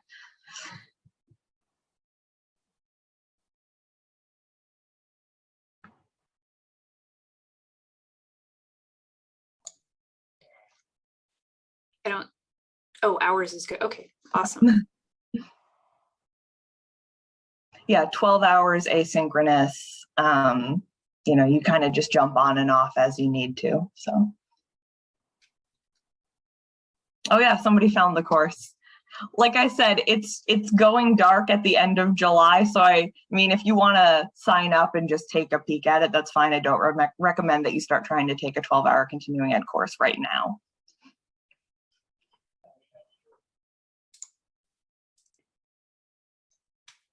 Any other questions or thoughts for Jess? We have a couple more minutes. Or anything else you'd like to share with us?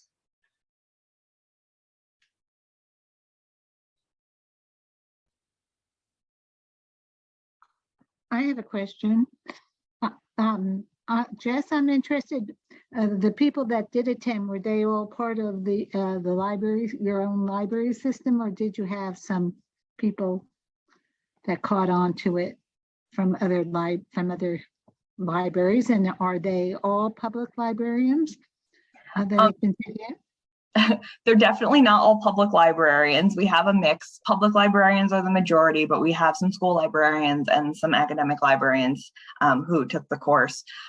We did kind of limit it to New York State, and that means that we just limited the outreach to New York State, but we did outreach statewide. We sent out postcards to all the library systems in New York State, and just we didn't go beyond New York State because of budgeting concerns and time concerns. So we just didn't really have the resources to go outward. But that said, I think a couple of people from New Jersey and Connecticut, New York City suburbs kind of found their way in, which was fine.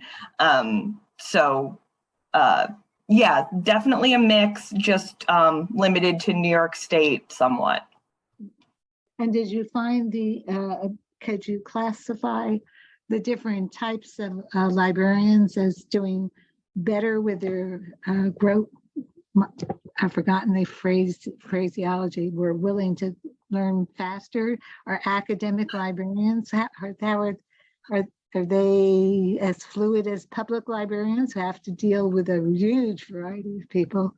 Yeah, I don't think there was a strong correlation. And again, I would have to do more to like really answer this, but based on my gut feeling, I don't think there's a strong correlation between library type and how willing people are to foster a growth mindset. What I will say is that the most dynamic, flexible, and willing to learn people in the course seem to be the non-librarians. So your library assistants, your library clerks, your library support staff, they were way more ready to learn in general than a lot of the librarians who had been at their job for a while and were just settled in and doing this because they needed the continuing ed course for their library certificate. And that is a broad generalization because I worked with plenty of master's degree librarians who were delightful, but I do think that there is a way of people who, the more educated they are, the more convinced they are that they know it all, and then they just kind of settle in, and then the world around them changes and they don't necessarily want to learn to keep up. Well, how about age? Is it related to also age to the people that are not quite at the librarian level with the years of experience? Are they younger, or is that age related, do you think? I don't know, and I don't always know the age of my students because most of it is done online, so I don't really see their faces unless they volunteer that information, and I definitely never know their exact age. So that is hard to say. Yeah. And do you have an assessment tool from, do you get do you ask them to evaluate the course? Or, yes. Yes, okay. Yes, good. as they wrap up, I do. And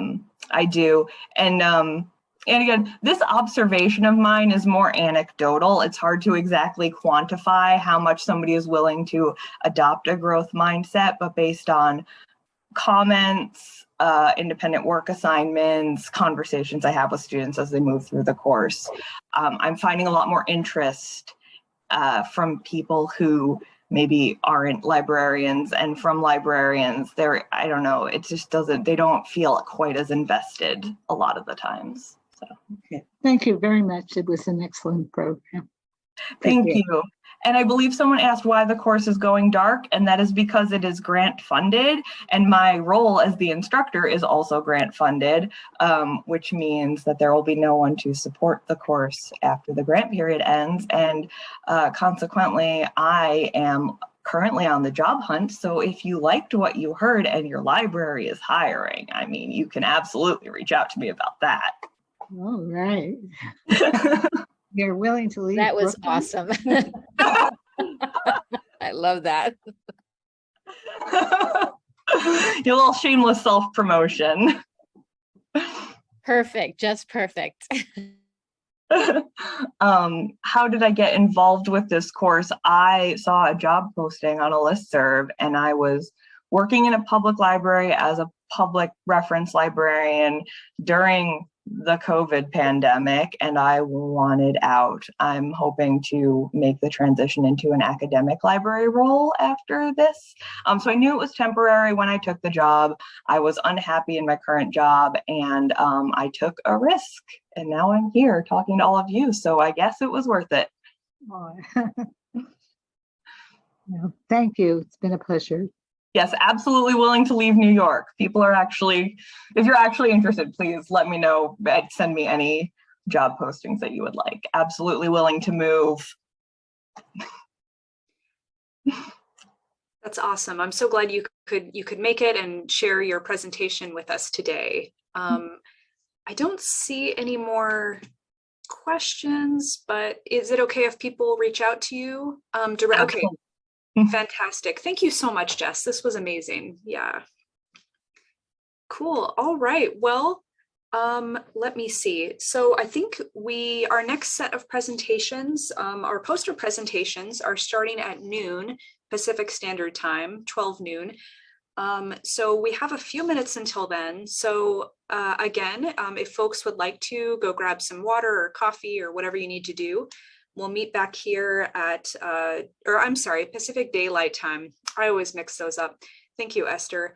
We'll meet back here at 12 Pacific Daylight Time, and we'll get started on our posters. So thanks, everybody. If you have any questions, again, feel free to throw them in the chat in those few minutes.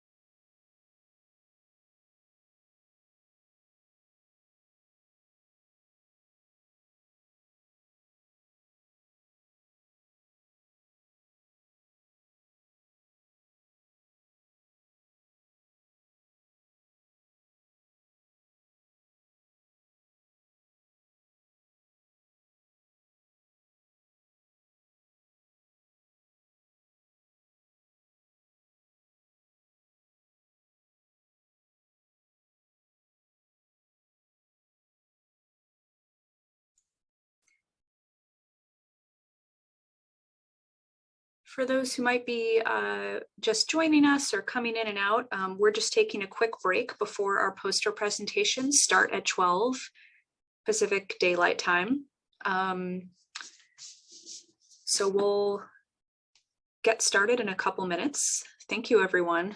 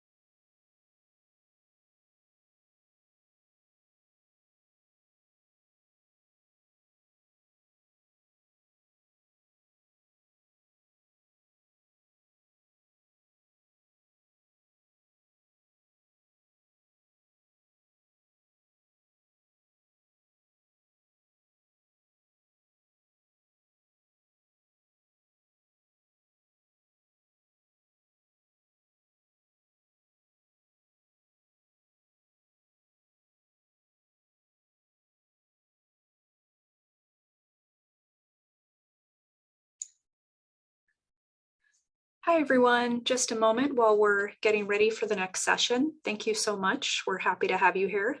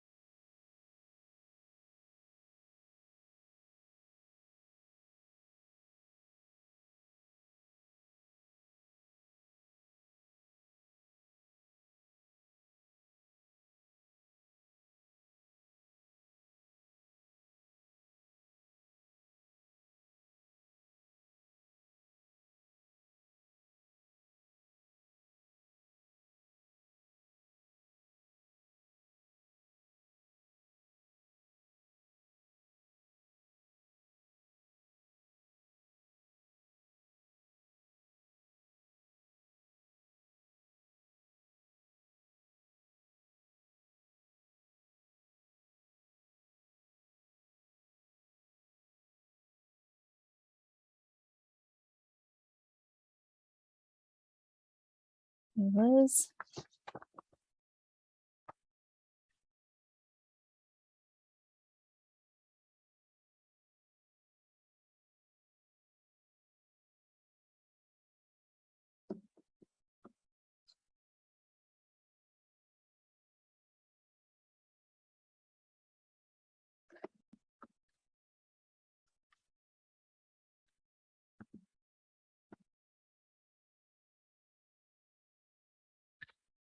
Okay.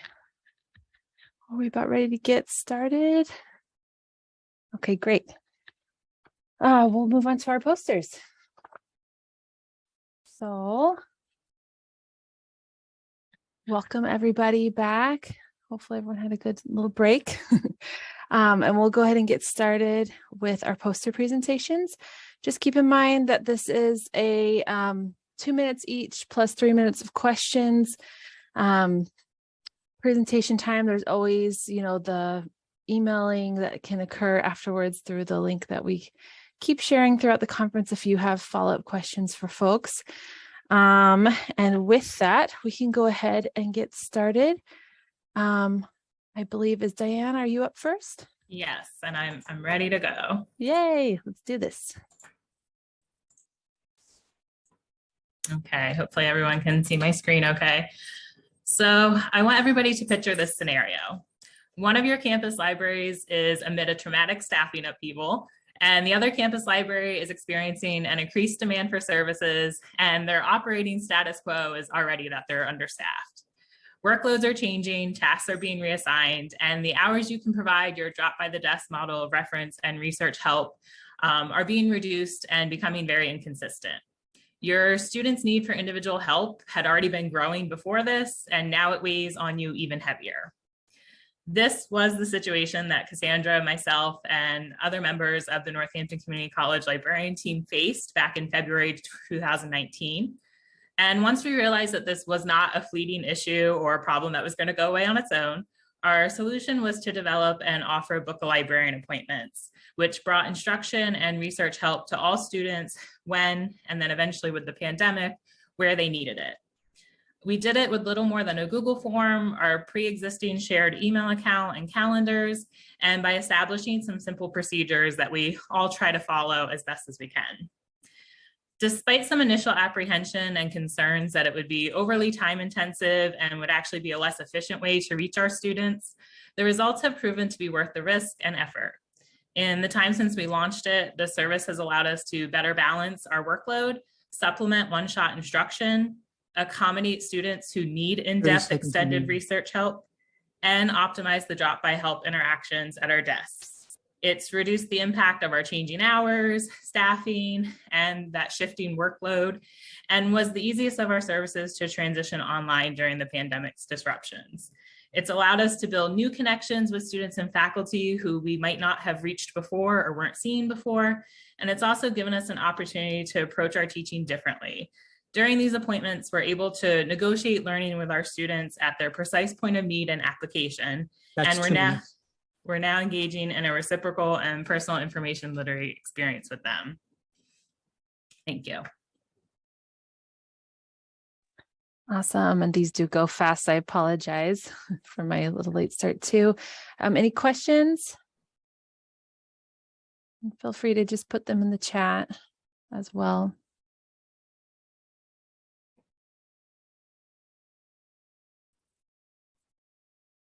Any trouble getting buy-in from librarians?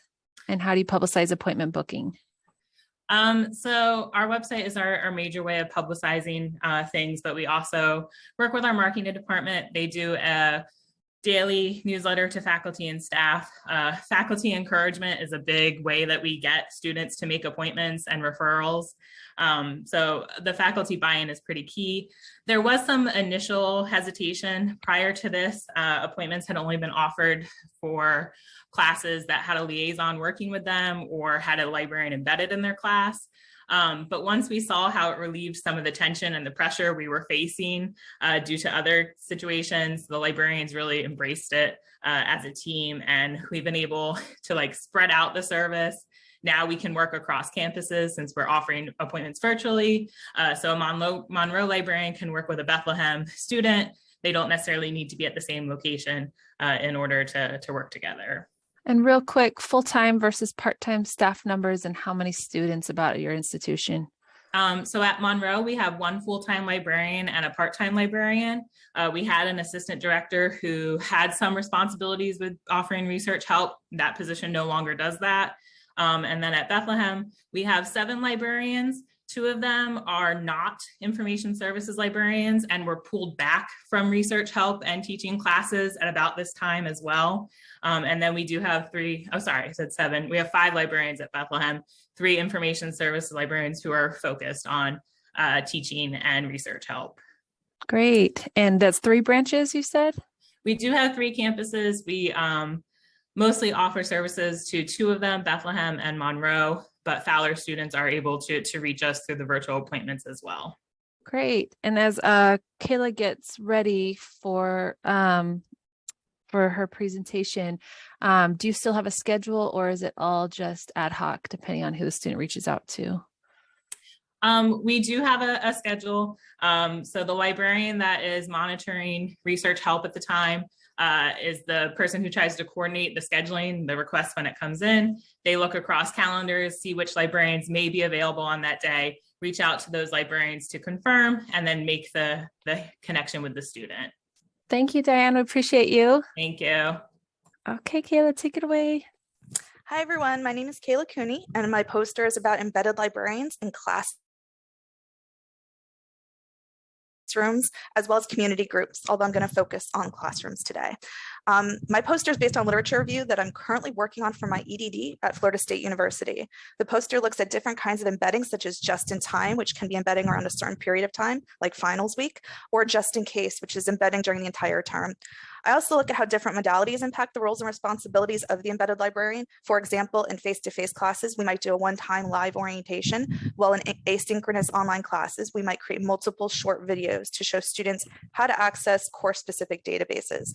The process of embedding does take time and an understanding between faculty member and the librarian. Some of the challenges related to developing a strong program can range from lack of time, lack of staffing, and lack of interest. As a side note for my own dissertation, I plan on investigating motivations that staff members have for embedding librarians in their courses. For those that choose not to embed, I want to explore that. In some cases, faculty may just not know about the program. So I mentioned some areas that embedded librarian programs could be promoted if they are not already. Another thing we want to do is make sure that using consistent language and that we're clear about what those terms mean. For example, if we opt to use just in time and just in case embedding, faculty needs to know what those terms mean. I specifically set burnout in its own spot because I think that is an important concern that deserves its own space, particularly when a new program is being developed. You know, who does this work and what work are they already doing that this is being added on top of? I don't want anyone to walk away from my poster thinking that establishing, developing, and expanding and embedding programs is easy and will not require any additional resources. As with anything, the program might not be well received at some institutions, while at others it may be quite successful. If it is well received, then the concern becomes sustainability on how the program would continue on during something like a staffing shortage. And in that bottom corner, those sources are really super tiny, so I have included a PDF, which is also on the webpage for you to take a look at some of that amazing research that I utilized in the poster. Thank you so much. Great. Questions? And I do apologize for not having my camera on. I've had some unstable internet here in Central Florida, and I No worries. lost AC about 45 minutes ago. It's 85 degrees and I look messy. I can relate out here. Yeah, a bit warm. Yeah.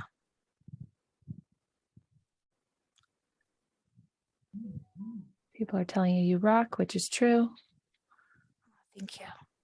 Absolute rock star for hanging with us with your technical difficulties.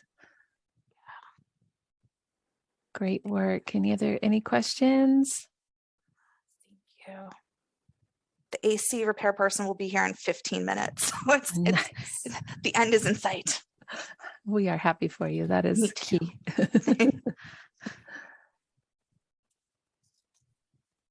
Okay. Thank you. Great. Oh, we have one question. How is micro embedded different for you from one-shot instruction? Well, for us, we're doing a couple different things with, at least at my college. We've talked about doing short videos, because when I've done long videos, like longer orientations, I know students aren't necessarily going to watch a 20-minute orientation. But if I do a short, here's how we use this particular database, or here's this LibGuide link, those are a little bit easier, I think, for students to digest and for faculty members to take in as well. So we use Kaltura. I can just share those links to the faculty member and they can make decisions on what they choose to embed or what they choose not to embed in their course. That's great. I found that short video for us too is like key. Yes. I blame TikTok, but I also use TikTok. So it's, Yeah. Great. Anything else, folks? The last like 30 seconds. Awesome. Well, thank you so much, Kayla. We appreciate you. Thank you. On to Carly. Hi. So my poster is really designed to allow those who are familiar or brand new to OER to educate themselves and consider how we might use OER in information literacy. OER is different from our standard library resources in that it is licensed to be shared.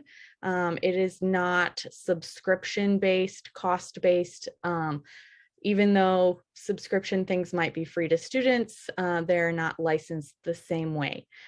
So OER can include all kinds of things, and from activities to full textbooks, which may be what you've most often heard of. And there's a growing collection of open illustrations, especially for science. So that's really awesome. The cheers and jeers section of my poster has links to all of the research that I used to outline some of these pros and cons, so you can check out those articles for yourself. I have also included a way for you to find OER. There are many available for information literacy, both full courses from 1 to 3 credits worth of content to single activities. And there's a great community out there creating and adapting this content. 30 seconds. And finally, I just encourage you to explore and check it out. And once you get comfortable, open pedagogy is the next step, and it's all about knowledge creation and sharing, and that's where information literacy really thrives. Thanks so much. Awesome. I love this topic. All have been so great. Any questions? Liza's got a question. Would the presenters share which application software they use to create each of these beautiful posters? That's a good question. I used Canva, and it's a really long, skinny thing. And I just thought of it as like a bunch of PowerPoint slides. Oh yeah, like an infographic.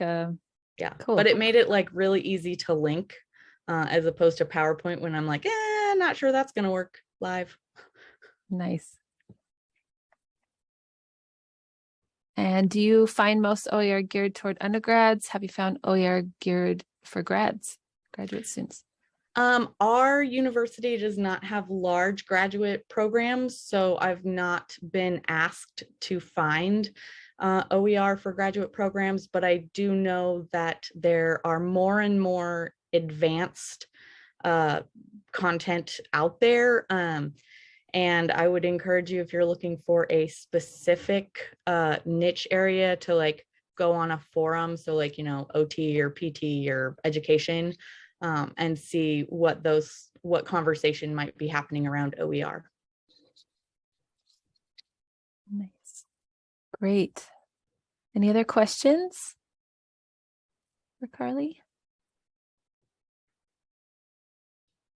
I'll definitely be looking into this further. This is a topic that I'm always interested in as well.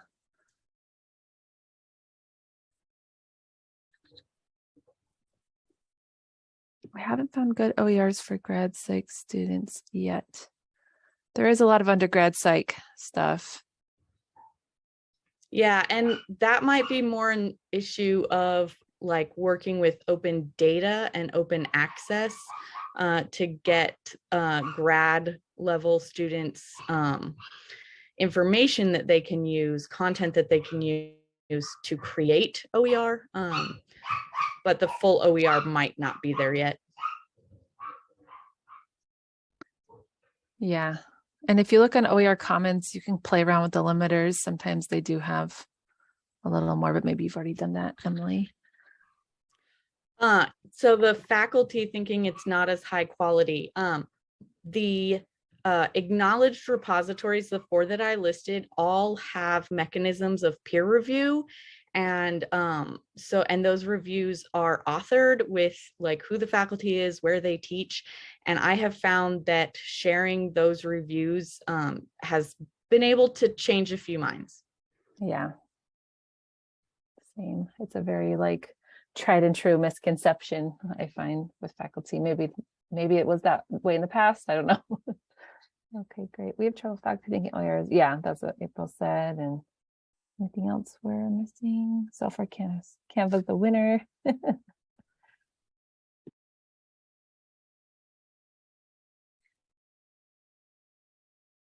Great. Okay. Anything else? Not good. And that's all folks remember. Yeah, I think that's unfortunately true, Linda. Well, thank you so much. And next up is Mercedes. Awesome. Thank you. Can you see my screen okay? Yes. Okay, good. I was having issues with it earlier. All right, well, I will jump right in. Thank you all for watching today. So Rise 360 is a web-based Articulate 360 application that's used to create fully responsive courses that are viewable from any type of device, so computer, laptop, tablet. These courses are viewable from the Rise 360 hosted website, and they're also easily integrated into learning management systems. The software supports web content accessibility guidelines, and it doesn't require a huge learning curve to create really great content. There is a lot of training and support available through Articulate, but as always, YouTube is very helpful too. In libraries, Rise 360 is used, I use it to at least to create asynchronous online instruction, to support ILI flipped classroom approaches, which is what I use, and to accommodate diverse learning styles. In my first year experiences program, I use Rise 360 tutorials to introduce information literacy skills and concepts to supplement in-person workshops. Rise 360's design options support best practices in online teaching and learning, and you can create inclusive, accessible, and interactive learning opportunities using it. I largely use universal design for learning guidelines to create learning objects, and a few design strategies that Rise 360 is great at supporting are chunking content, providing multiple means for information representation, and giving students choices and opportunities to self-assess or knowledge check. There are a few things that I hope Rise 360 will do better in the future, but for what I use it for my purposes, it is a great instructional tool, and it allows me to produce high quality, engaging, and inclusive learning objects. And I hope that in the future, Articulate will add more assessment options to Rise 360 and ultimately improve the learning management user experience, specifically Canvas for what I use. And my next steps with this are to continue creating bite-sized information literacy lessons, as well as asynchronous library workshop options. So that is it, and I welcome any questions. Thank you. We have a question about it. Is it free or low cost, Rise? That's a good question. It's not free. It is a subscription-based subscription-based service. So yeah, you would have to pay. For the prices, I believe at my community college, we paid about $700 for one seat, and it is a year subscription, and that's based on the educational discount. So we actually were grant funded to get that, which was great. So that's one way to approach it if funds are an issue. Nice. Yeah. Great. Any other questions? Is Rise fully accessible for users with needs? Yes, as far as I'm aware, it checked out with our accessibility department at my university, so it was good to go. Great. Yeah, we use it quite a bit here as well and have had good results. Is it one seat to create something or one seat for each user? One seat for each user, and then you can create as many tutorials as you want. As far as I know, there may be a cap, but I don't think so. Right. Yeah, I'm unaware of that kept as well. Yeah. How are you hosting? So we host from inside of Canvas, so in a Canvas course shell. And is it 700 per year?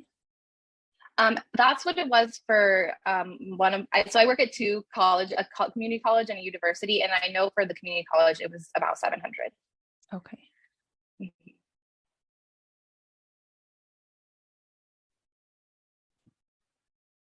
And can you articulate which program it resembles? As far as like the design and how it works. Right. That's I think good, that, yeah, good question. Yes, they say. I haven't used a lot of software that it resembles. It's kind of hard to explain. It's based on blocking and chunking of content. So when you open up a lesson, you'll see like the first paragraph, for example, and then if you scroll down, the text will appear as you go, or the videos. If that helps give a visual, I can't off the top of my head though think of something comparable. Might just be because I'm on the spot.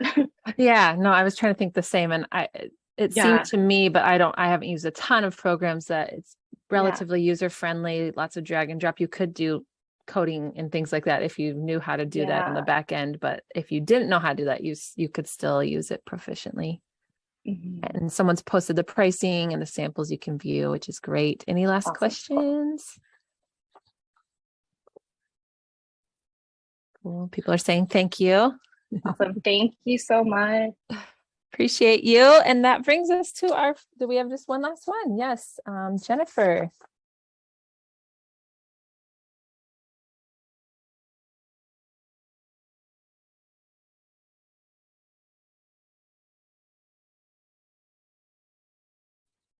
Jennifer, are you unmuted? And Brenna, sorry. I'm sorry. There you go. I was not, I was muted. No worries. So thank you so much, everyone. My name is Jennifer Bidwell, and I'm joined by my colleague. Hi, I'm Brenna Pamanen. Hi, and we're from Cal Poly Pomona, and we're presenting our poster, Learn by Doing, Creating Faculty-Student Partnerships. Having trouble with my PowerPoint at the moment, sorry. Let me try something else. I'm sorry. Oh, you're fine. Looks great. It's for some reason I'm having trouble advancing it.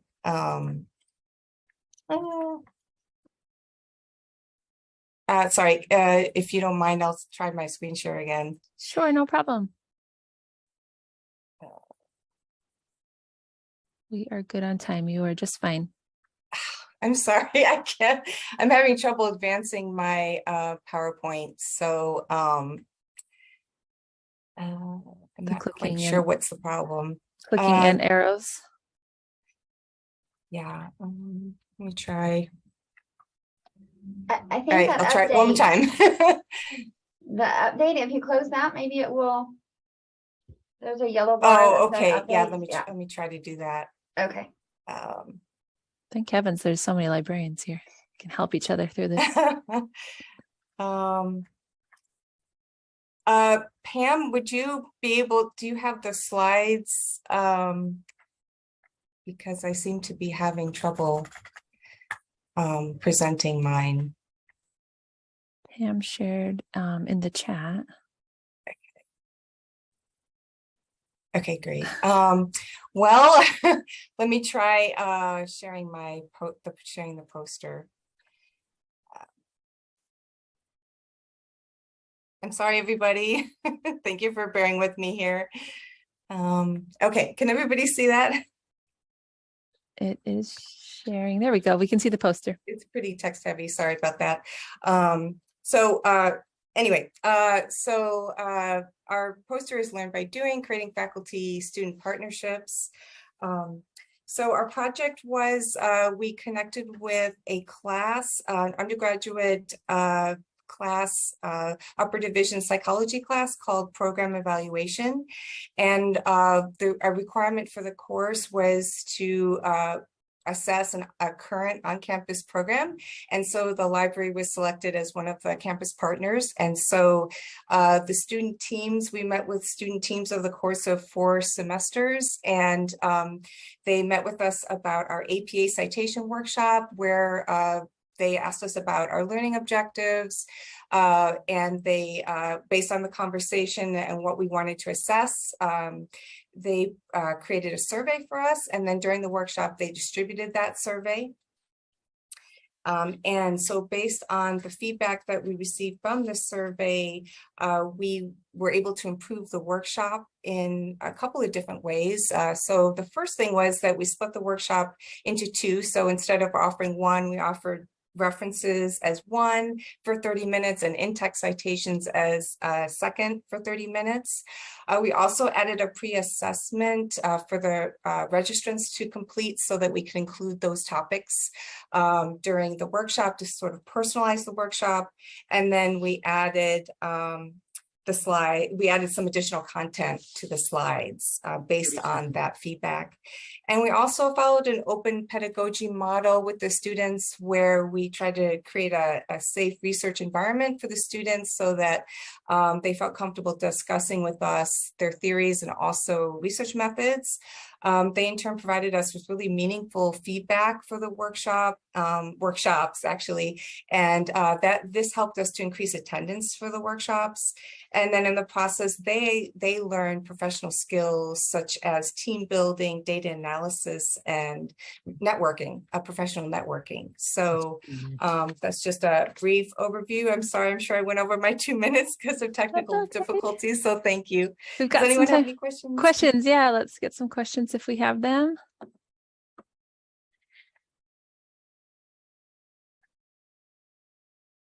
Lots of good info here.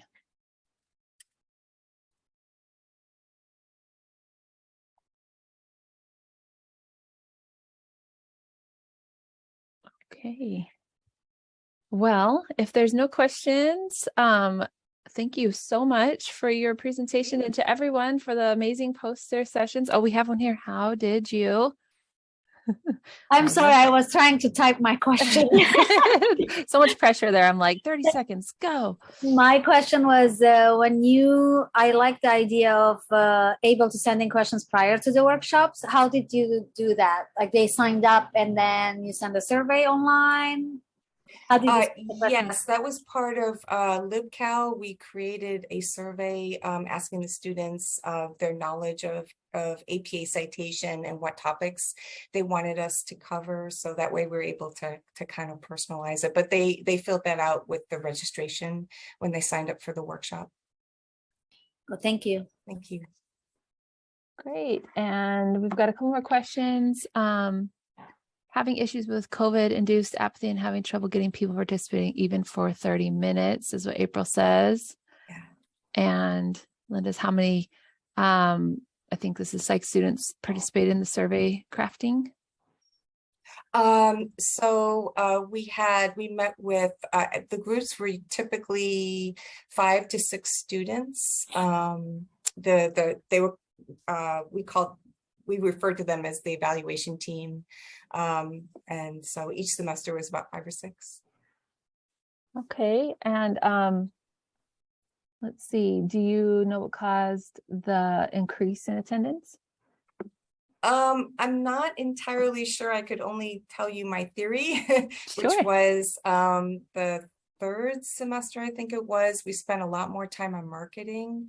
And so we had, we posted a lot, we had gave ourselves a lot more time for marketing, and this was also based upon the feedback from the survey, but also from the student teams that we met with in previous semesters. And we marketed through social media, and we have a library banner that we included the workshop there. And so I'm not sure if that was it.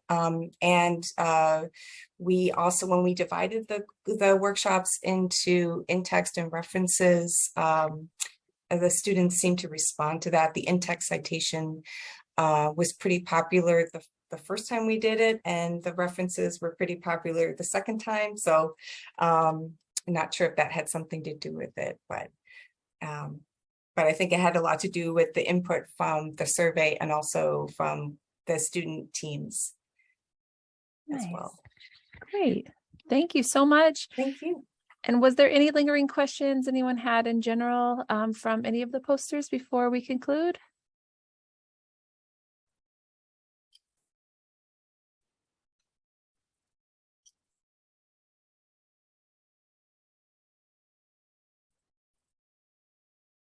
Just a minute for people to type if they need to.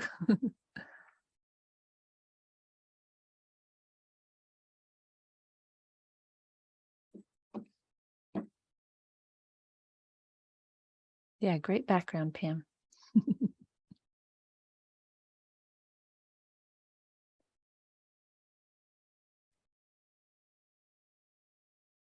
Okay.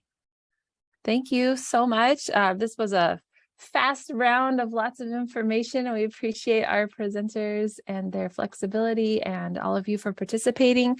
We do have a break before the next set of presentations about Indigenous information gathering and student library orientation. That'll take place at 12:45 Pacific time. So we will see everyone then. Thank you so much.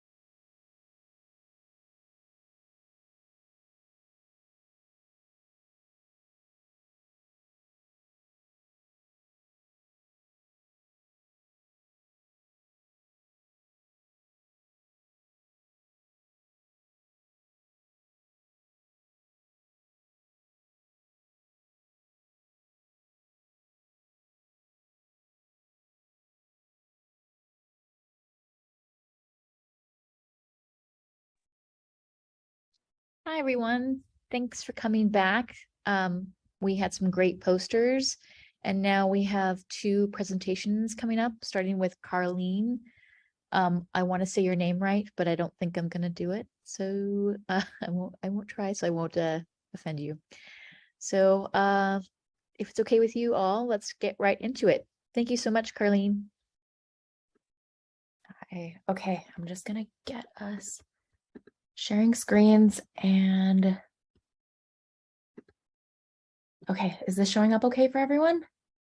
Perfect. Okay, so thank you so much for having me today for practices of Indigenous information gathering at Huihua Library. At the core or at the center of this presentation, I've really wrapped it around the question that we commonly get at the reference desk or within instructional sessions of, can you direct me to the section on insert topic? And we've had this as broad as, can you guide me to the section on education? And as narrow as, can you guide me to the section on mollusks? So if anybody's wondering, we don't actually have a section on mollusks. It's very specific. And we're just gonna basically go over how we complicate and unpack that question. How do we complicate and unpack the assumptions that patrons are making on how we organize our information at Huihua Library? Then I'm going to delve into how I bring this into my instruction, and then how I was able to adapt it to an online and virtual environment during the pandemic.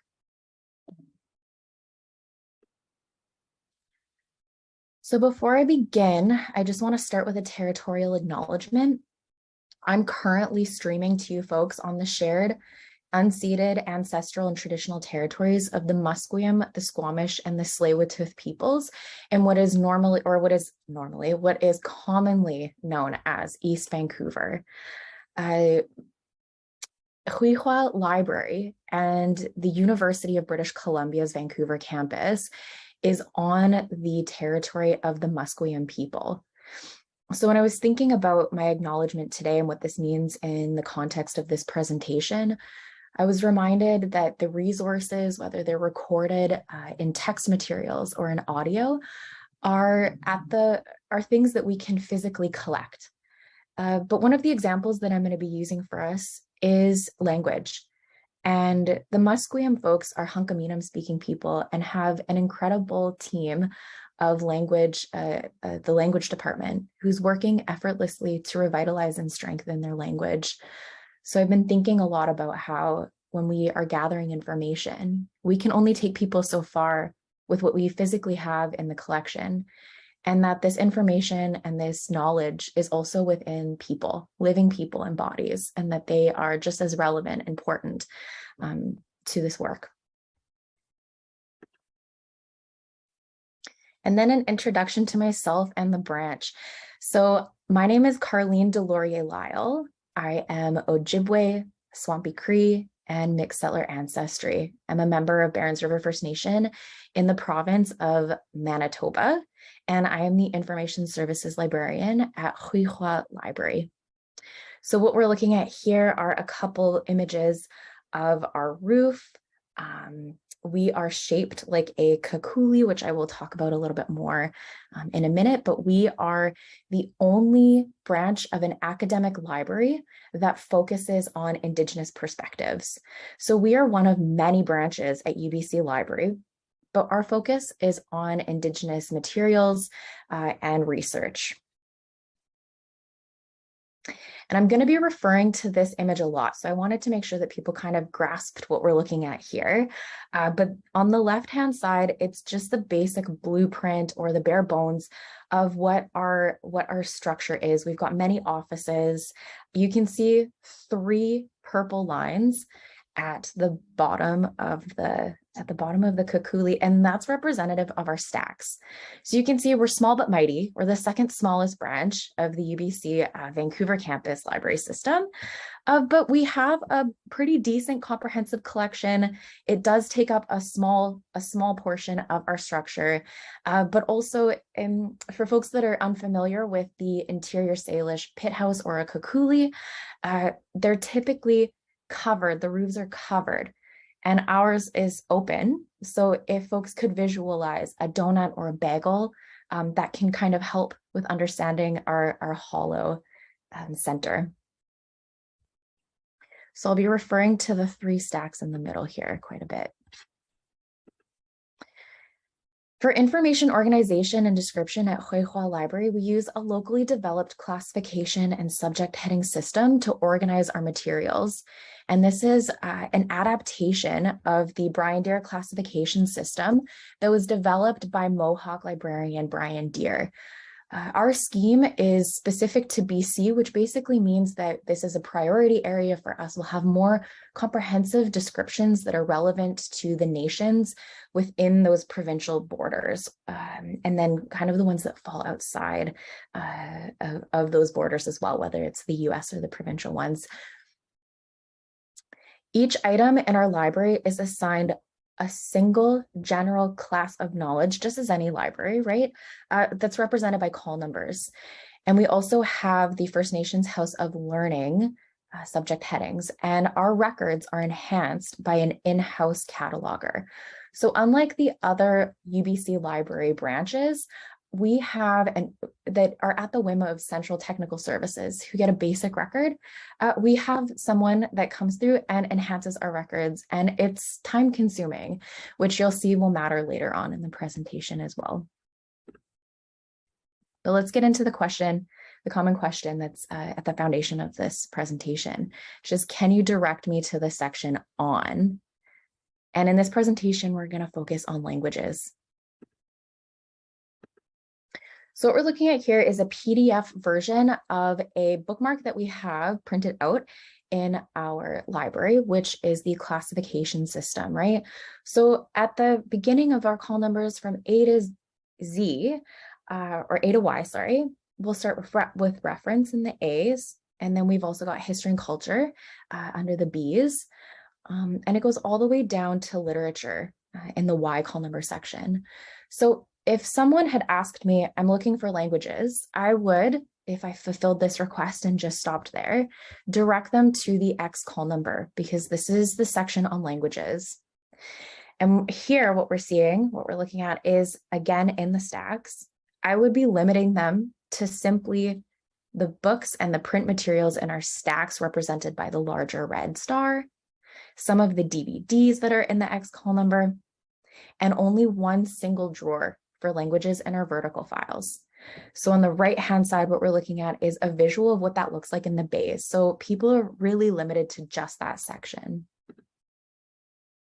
But when I unpack and complicate the question of information gathering for Indigenous knowledges, we can see that in order to support student research, we usually will need to look at various sections of the library rather than just a single dedicated location.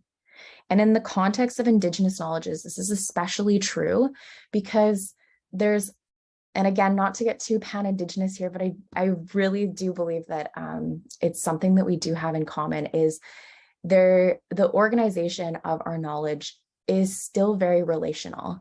And it can be difficult for our in-house cataloger to figure, where am I going to place this book or this resource in one dedicated section of the library when it could realistically live in various spaces, right? So I wanted to use an example from Dr. Robin Walkimmerer's Braiding Sweetgrass, who's from the Potawatomi Nation. And here she's giving us an example of the word pecan. So this comes to English from the Indigenous language. Pecan is a nut, any nut. The hickories, black walnuts, and butternuts. So we see evidence of language and also a bit of history. So much was scattered and left along that trail, graves of half the people, language, knowledge, names. My great-grandmother, Shinote, wind blowing through, was renamed Charlotte. When they got to Kansas, they must have been relieved to find groves of nut trees along the rivers, a type unknown to them. Without a name for this new food, they just called them nuts, pecan, which became pecan in English. So although this resource is just giving us little hints of language, they're also giving us a bit of history as well and experience that's specific to her nation and her family. But when we look at the item record for braiding sweetgrass, we can see that it's under the call number N, and N is for natural resources and environment. So what that looks like in the stacks is if I'd only directed folks to the X language materials, the sections that are cataloged under the call number X, they would have completely missed this, even if it was something that was of use for their research, right? So how do I bring this into my instruction? I've pulled seven examples here. Essentially what I do is I try to flip this in the classroom. So in our seminar room where we host instruction, I will actually pull examples and bring them in to the class and ask them to think about these 3 questions. So within the text, what are you finding that's related to, and in this case, it's language? How might this be useful for your assignment? What are the limitations of the resource? What is missing, or what do we want to know more about that is not covered in the text? So here we're looking at queer Indigenous studies, We All Play, which is a children's book, Shuswetmuk People and Plants, Lillooet World of Charlie Mack, Sami Education, Braiding Sweetgrass, and Dakwakata Warriors, which is a graphic novel. So in small groups, depending on the size of the class, in small groups or as individuals, they will break up into small groups and they will jot down kind of their thoughts and reflections based off of these 3 questions. And then we'll come back together and discuss. What did you find? What was missing? How is this or is this not useful for a language assignment? And then I'll get them to look at the call numbers. So the resources that I'd shown you in the previous slide come from the education section, natural resources, Two-Spirit and Indigiqueer studies section, nutrition, ethnobotany, Tachoni language, primary literature. And the last one, you'll notice, does not have a call number. So as I mentioned earlier as well, we have an in-house cataloger that has to go through and ask themselves, where am I going to place this resource and why? And we don't want to make those resources unavailable. So we give them a basic barcode and alphabetize them in the new book section. I'll get the groups or the individuals to then take their resource and place them back into the stack so they can physically see if they had only gone to the X call number. Look at where are the other students standing? Where is everybody else in the stacks? And what would we have missed? Whether it was from the print resources or the vertical files or the DVDs and the audio sections, what would we have missed if we only stopped at just the call number X section? So it's quite the difference, right? And then how did I get this virtual? So like many libraries, not all libraries, but like many, we did have to close temporarily because of COVID.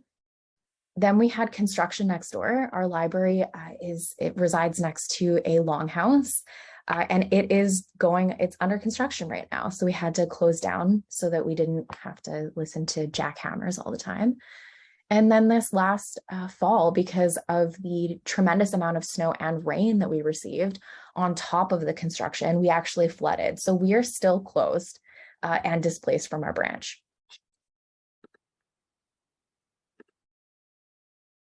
How was I going to, now that I was using physical materials, get people to do the same activity, but also understand the same concept without kind of that really amazing appeal of being physically in the stacks? And the answer is pretty simple. It's e-resources. E-resources became my best friend. They were very, very useful. This is just the item records for braiding sweetgrass that are either online or that are at other branches at UBC Library. So what we essentially did was that we would do the same activity where people would go into the online resource and then see, again, using those same guiding questions, how is it or is it not useful? You have 5 minutes left, Carlene. Thank you. And then we would compare it to the item record, right? So we would be able to use Huihua's catalog record for this item and still be able to do and replicate the same activity by using a PDF version of our classification scheme. The problem was that it did also create an extra step, right? In order we had to make sure that there was an e-copy of something in order to bring it into the classroom. But we also had to teach people, okay, you're using the online, but also look at the item record for Huihua to figure out where would it be in the classification scheme. What are you missing? What are you not missing? But also with that extra step, it was an opportunity because not a lot of folks will understand that if we have it out on loan, there might be an e-copy or there might be a copy at one of the other UBC library branches. So we just tried to use this as an opportunity to make sure that people are finding the information that they need in a different way. And lastly, I just wanted to leave people with contact information should they want to chat more about this session or if they had any questions that they came up with later on. Wonderful, amazing presentation. This was great work. It was nice to see visually. Yeah, it's great exercise. So we have a question already. What would Indigenous information literacy look like from Rob? We've been talking about this quite a bit. I think the added layer that our team discusses is not only who the author is, like background of an author, right? We all kind of ask that question is, where's the information coming from? But the complicated piece for Indigenous information professionals is what is the relationship between the author and the people that they're writing about, right? Are they from that community? If they're not, do the researchers have a solid relationship or an ethical relationship or something that we'd consider to be a good relationship with the communities that they're writing about? Was the research produced or was the authorship produced in conjunction with the folks that they're writing about? Who benefits? Is this something that now that is it just a replication of something that's extractive research, or is it something that's giving back reciprocally to the community? Those are things that we might want to think about when we're bringing research forward. There's also within Canada, right, in order to partner with Indigenous people, either an individual or community members or nations, right, there's different ethics training that we have to go through. And that's something that I can't remember the dates, but it's relatively new, comparatively speaking, to historical anthropological research. So being aware of kind of the national standards for research that we do in collaboration.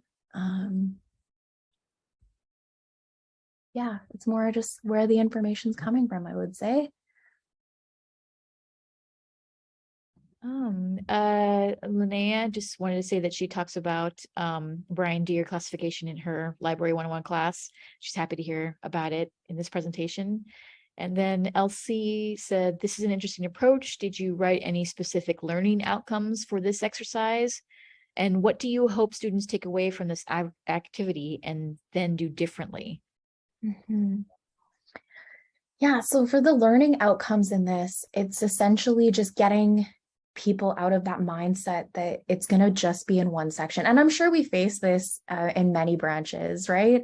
It's not something that we specifically struggle with. I think everybody does, but just getting people to understand that, yeah, we're not just going to, we're very welcoming people. You can come ask us many questions. We can have a conversation and unpack what your research question is and figure out where else you need to look, rather than having this sort of intimidation factor. Just point me to where I need to be so that I don't need to bother you, right? Is I think how people must feel a lot in our branches. So that's the outcome. The outcome is just, let's have a conversation. We need to make sure that you're actually finding the resources that you need to support your very important research. So the outcome is essentially that. Let's look elsewhere. Let's get creative. I've seen people that were just ecstatic because they found what they were looking for for their language project, and it was in a kid's board book. And they had been working tirelessly to find this word or phrase, and it was just sitting right there in a children's book. So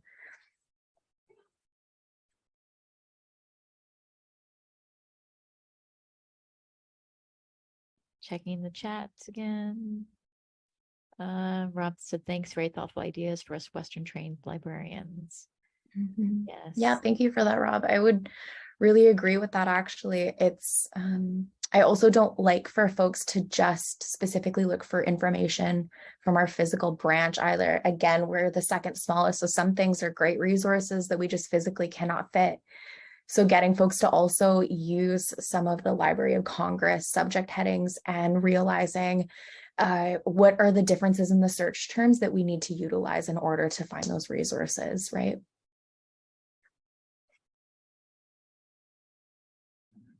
Thank you so much, Carlene. Does anybody else have a question they want to put in the chat?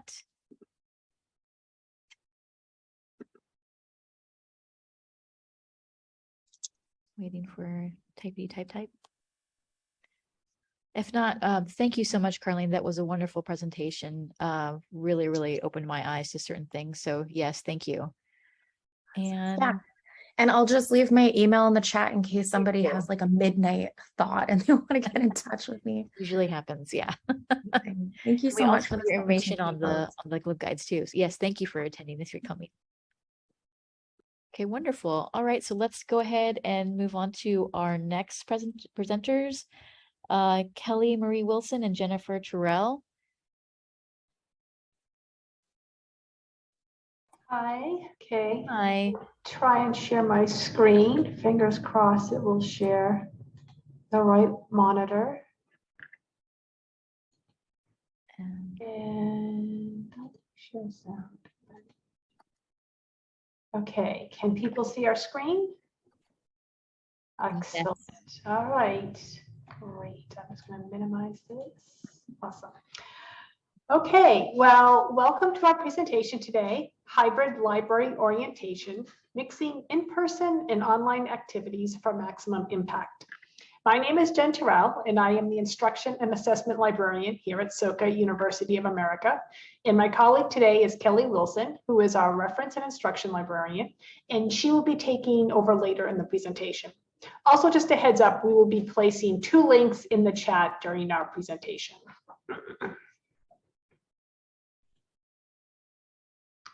Where's the arrow? There we go. Though we are meeting virtually, we wish to acknowledge that the land on which SoCA was built is the unceded territory of the Ashiman Nation. They were conscripted by the Spanish colonizers to build the Mission San Juan Capistrano and also had the name Juanino Band of Mission Indians imposed upon them.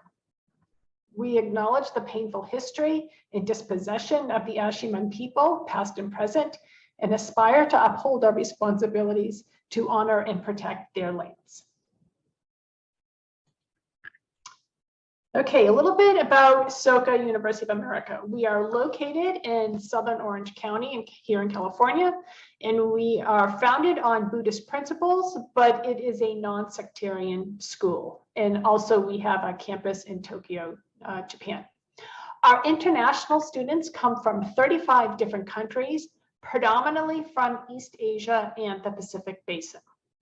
Our students graduate with a Bachelor in Liberal Arts and a concentration in one of 5 areas: environmental sciences, life sciences, humanities, international studies, or social and behavioral sciences.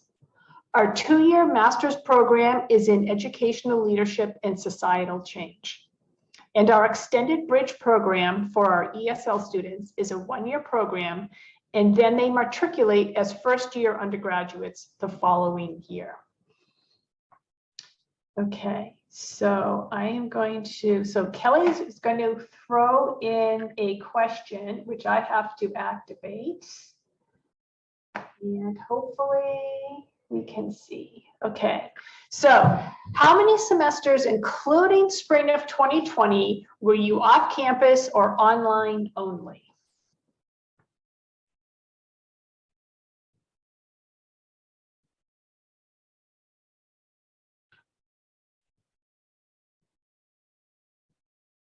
I think some people are having trouble accessing the link. Is the link not in the? Yeah, the link is in chat. If that doesn't work, you can also pull it up on your phone and text, use the text information at the top of the screen. I don't know why that, you know what, let me try this, like, see if that works. Pull everywhere. See if that works. Okay, we're getting some answers. And then responses.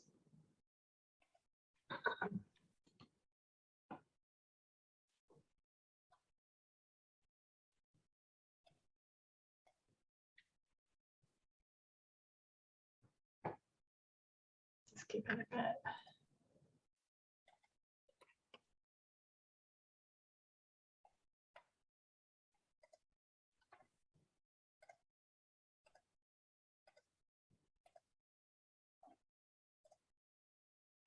So we're getting a pretty, diverse range on what our experiences were in terms of whether we were on campus or, we were off campus and for how long. So great. I'll just give it a few more. It looks like people are still adding to it. Thank you, everyone, for responding.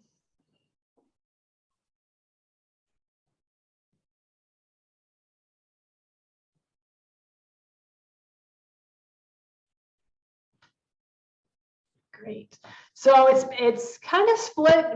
We can see that between 0 and others is equal at 8%, and then we range from 23 to 35% for our experiences. So we have one more poll everywhere question, and I will activate that one.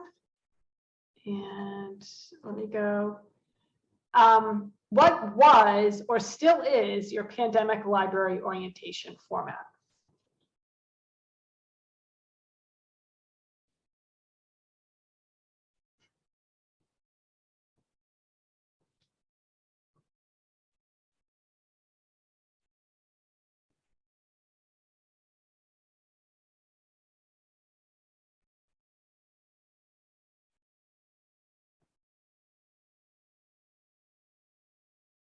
Nice. Again, thanks so much for responding. You can see how we have either adapted or changed permanently, or maybe some of us have just stayed the same. So thanks so much, everyone.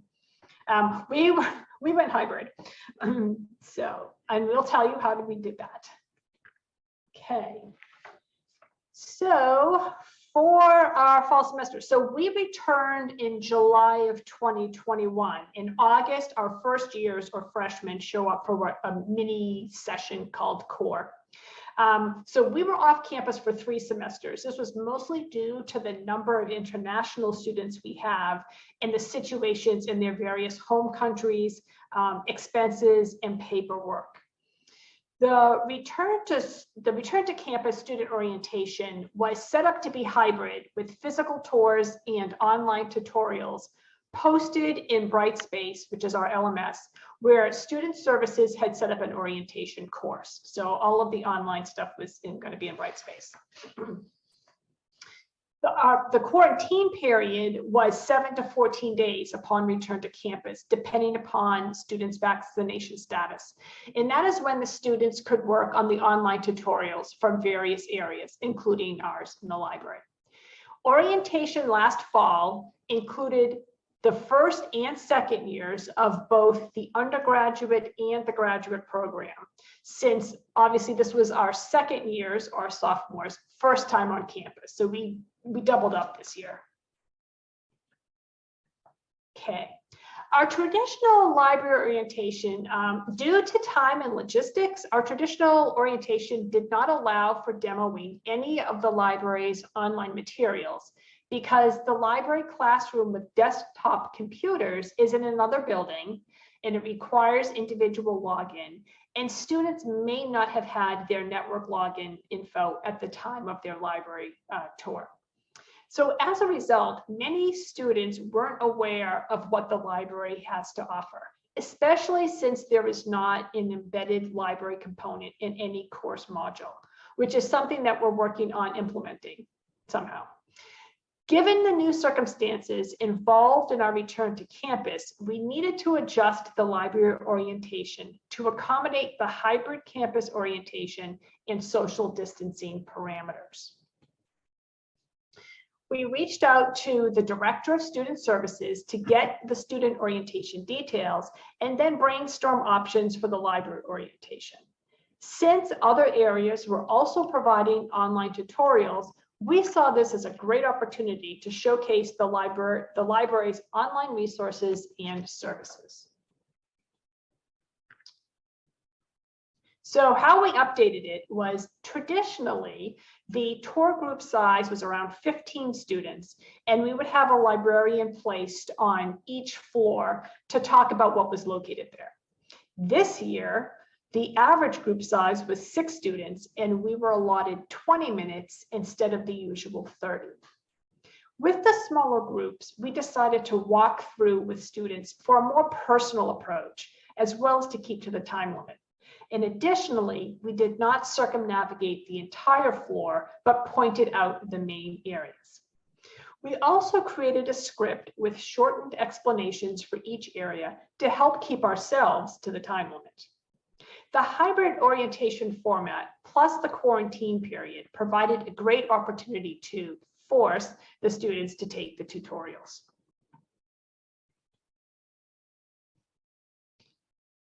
So the tour, how we adjusted for the tour. The tour groups met inside the main doors on the second floor, but we brought them down to the first floor to begin the tour formally.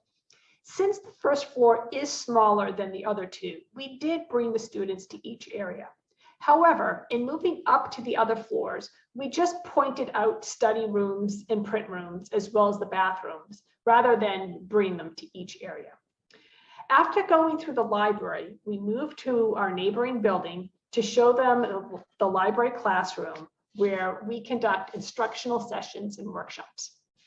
Here, we also gave them the tour handout to minimize distractions, so they're not waving the paper around while we're talking, and gave them a candy, treat, and bookmark for them to take with them.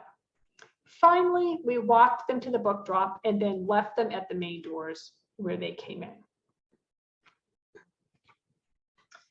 This is what our library tour handout looked like. We highlighted the key areas and services that we had talked about so that the students would have a quick reminder of what we showed them.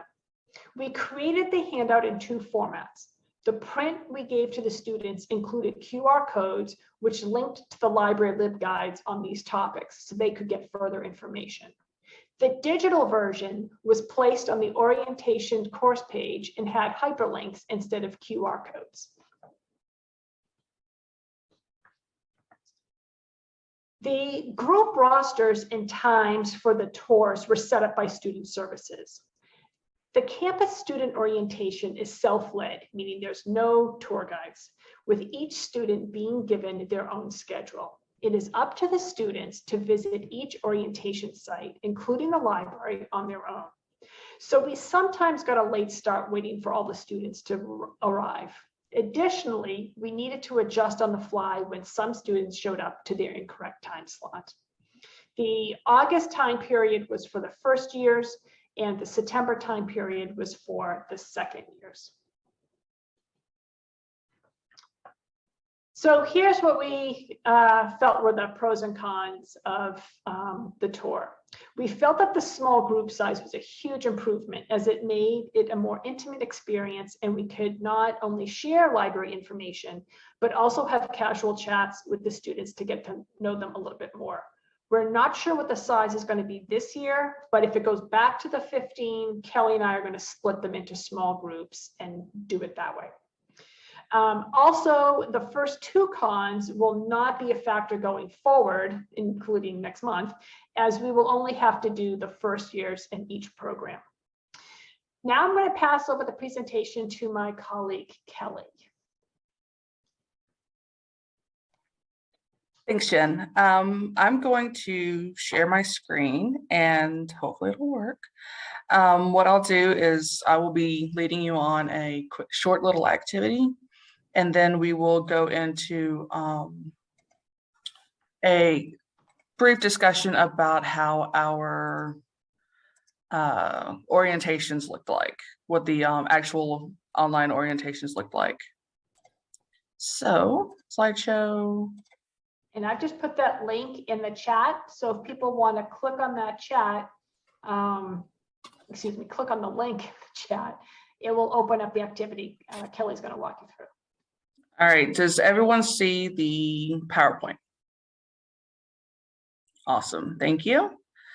All right, so activity time. I would like for everyone just to take a short minute or two to answer a couple of questions. This just gives you an idea of what we did for LibWizard, what we did using LibWizard for our orientations. They're just short two questions regarding like showing how we embedded our LibGuides into LibWizard so they could ask a question or answer a question. And the other one is about our book displays. So I'm going to give everyone a minute or two to look at that, and then we will move forward. And I'll be focusing on, Jen talked about the tour aspect of it. I'll be focusing on the orientation side, as well as giving you a little bit of information about LibWizard.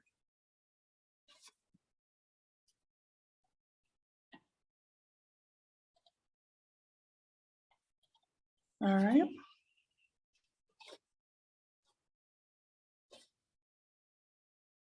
All right.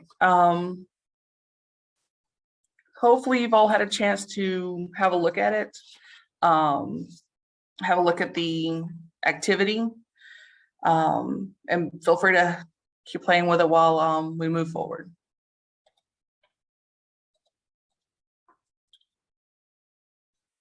Okay, with a quick show of thumbs up, how many of you have used SpringShare's LibWizard or currently have it or have used it before?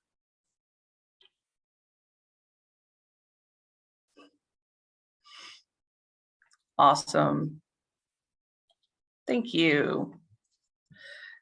Unfortunately, we don't have enough time to go over all of what LibWizard has to offer. As you can see from this slide, there are a variety of features available that let you make detailed visual and interactive tutorials. LibWizard worked really well for us because it's pretty user-friendly.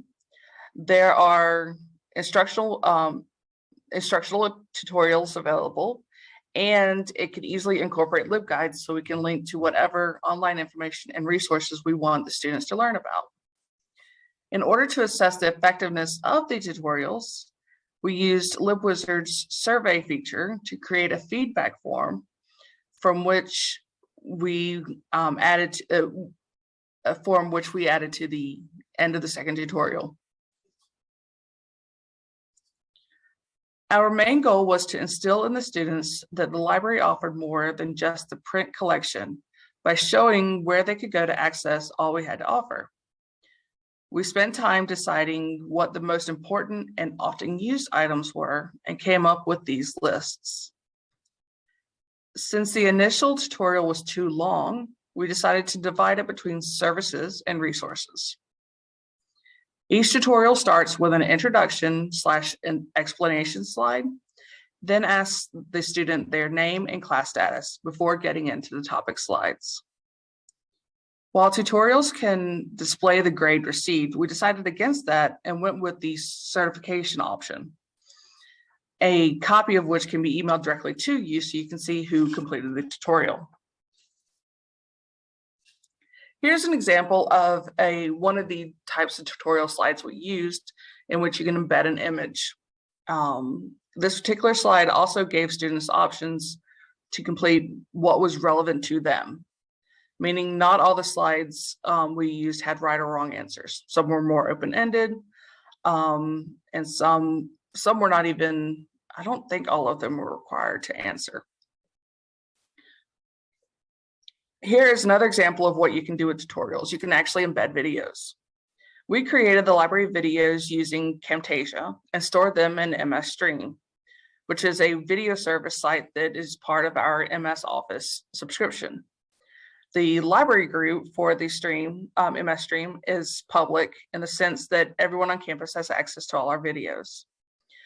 We had 4 videos in our library resources tutorial that averaged about 3 minutes each, with the exception of the one you see before you, which was 8 minutes long. It's entitled Searching the Library Catalog.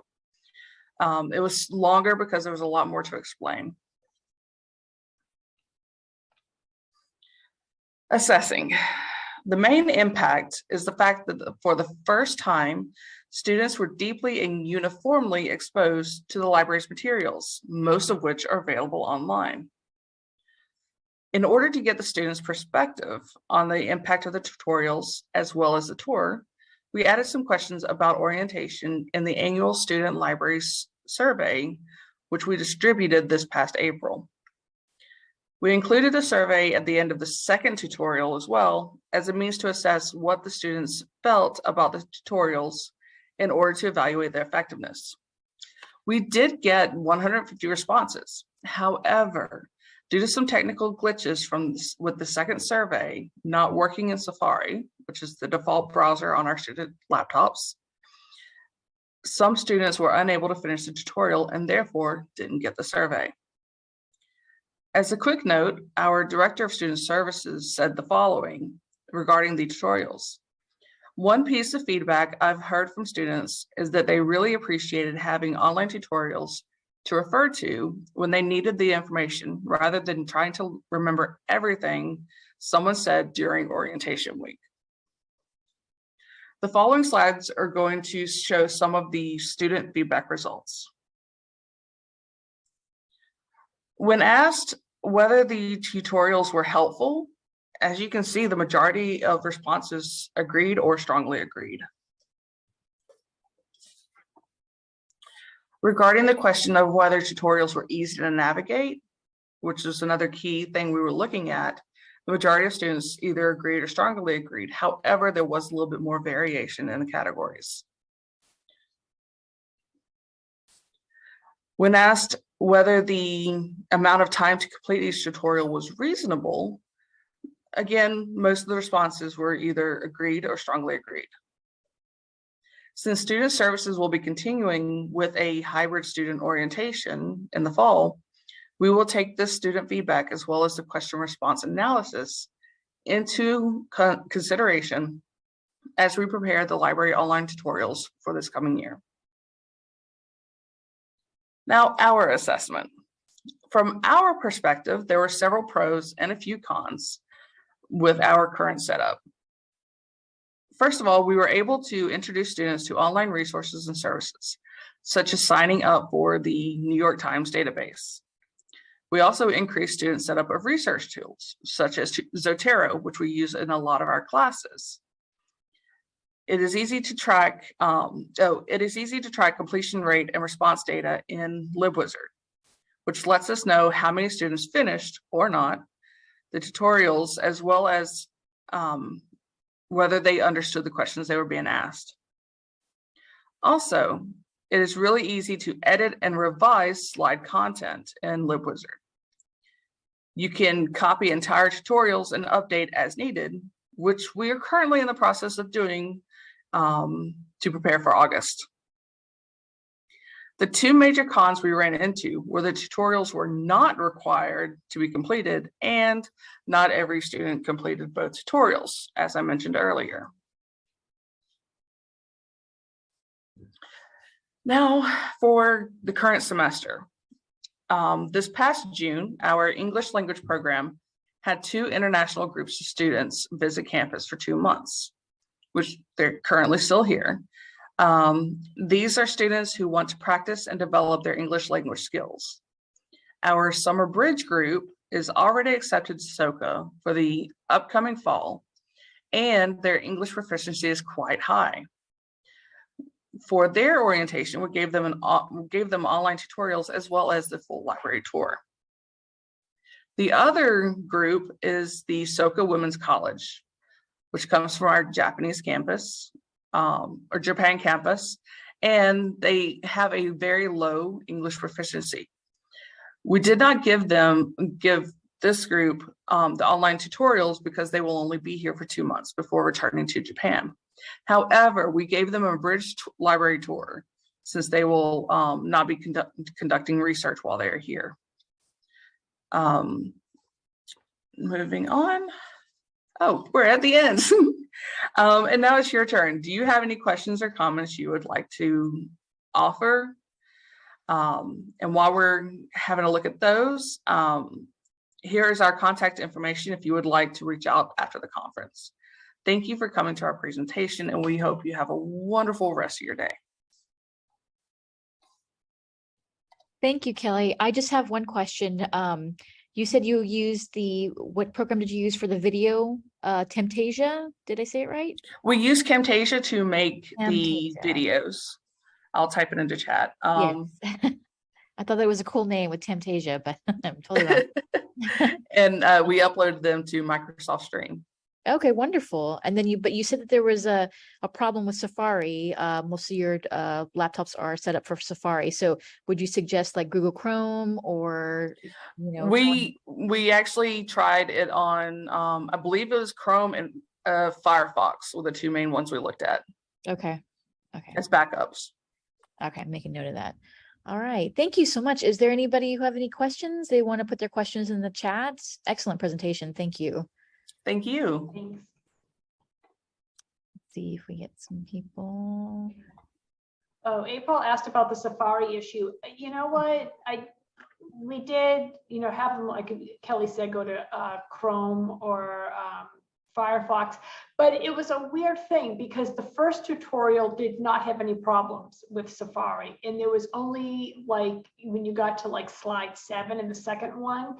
So I don't know if it was necessarily Safari or if there was something hinky going on with that particular slide that then set everything down. So the answer to that is we're not 100% sure, but we'll recommend. And I think we put in a note at the beginning of the tutorial that we recommended Chrome and Firefox for them to do the tutorials. So we kind of try to head it off at the pass that way.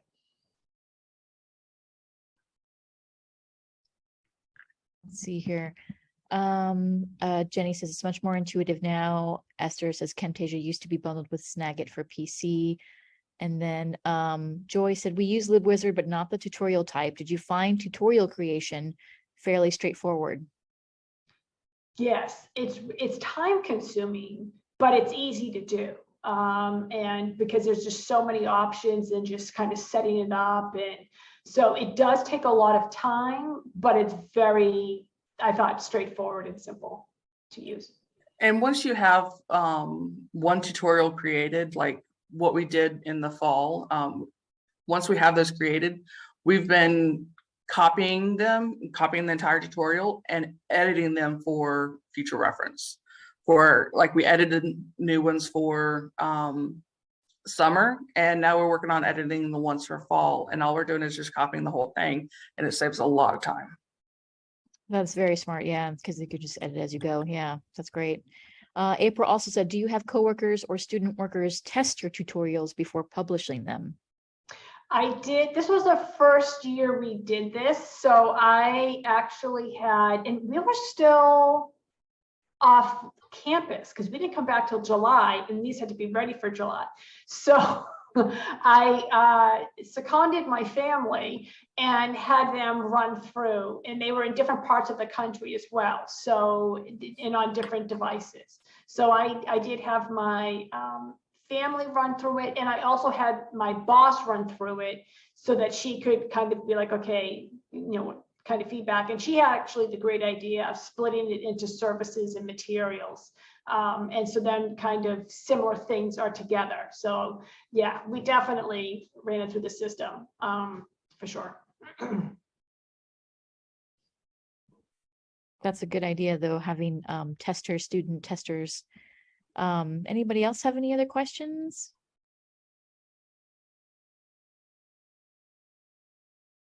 We have, it looks like if we don't, we're ending a little bit early for this section, and we might, if you'd like, if you guys don't have any more questions, we may go into a break extended break. Our break was supposed to be from 1:45 to 2 p.m., but we may extend our break if you guys wish. Any other questions? If you want to have another question for Carlene or anything like that. Esther remarked, Jacob Nielsen, a usability expert many years ago, said all you need are 3 people to test out your products. Just watch to see where they stumble. That's a good point. Yes. Anything else? All right. If it's okay with you all, we might just end this section early, and then you guys can have an extended break, stretch a little bit, walk around. Liz mentioned earlier, pet your dog, pet your cat, get some water. Hopefully the AC is going on for one of our attendants or presenters. So yeah, thank you so much, Kelly and Jen. Thank you very much. And Carlene, thank you. Thank you again.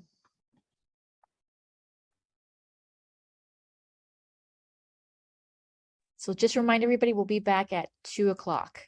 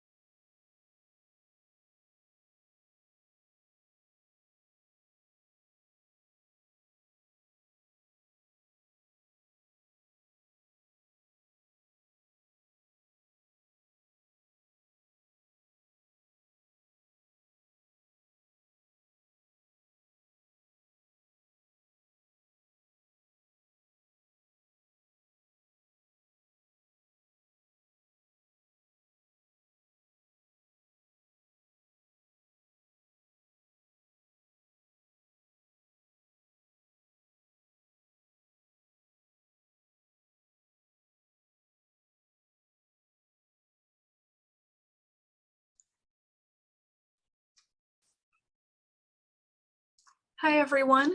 We won't get started until 2, like we said, for the last round of lightning talks. So just hang tight and we'll get started soon.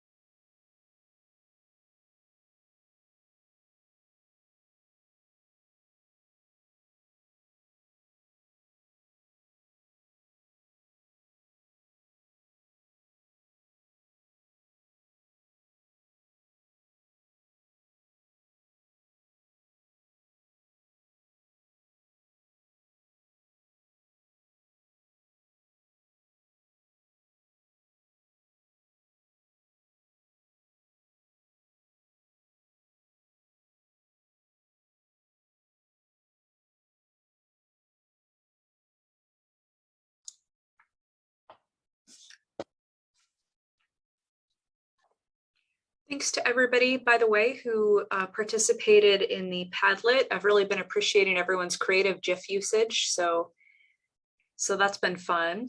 If you haven't filled it out yet, there's still time.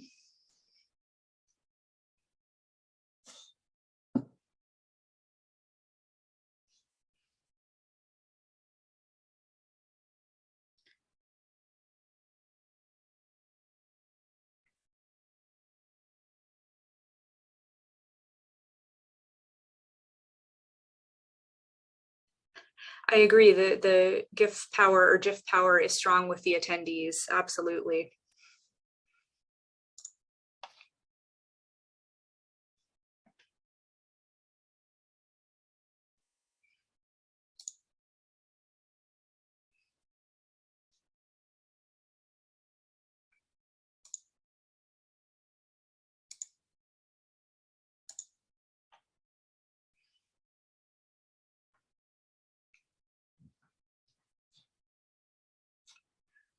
Okay, well, we're at 2 o'clock. Welcome back, everyone. I hope you had a nice, refreshing break.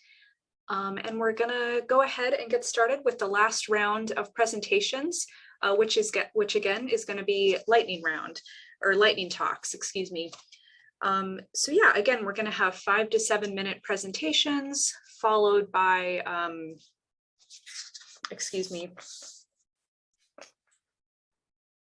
5 to 7 minute presentations followed by 3 minutes of Q&A, excuse me. And our first person is going to be Ariana Varela, who's presenting on critical analysis in a hybrid environment. So Ariana, if you're ready, I'll go ahead and hand it over to you. Sounds good, thank you. And just to double check, can you see my slides okay? Okay, awesome.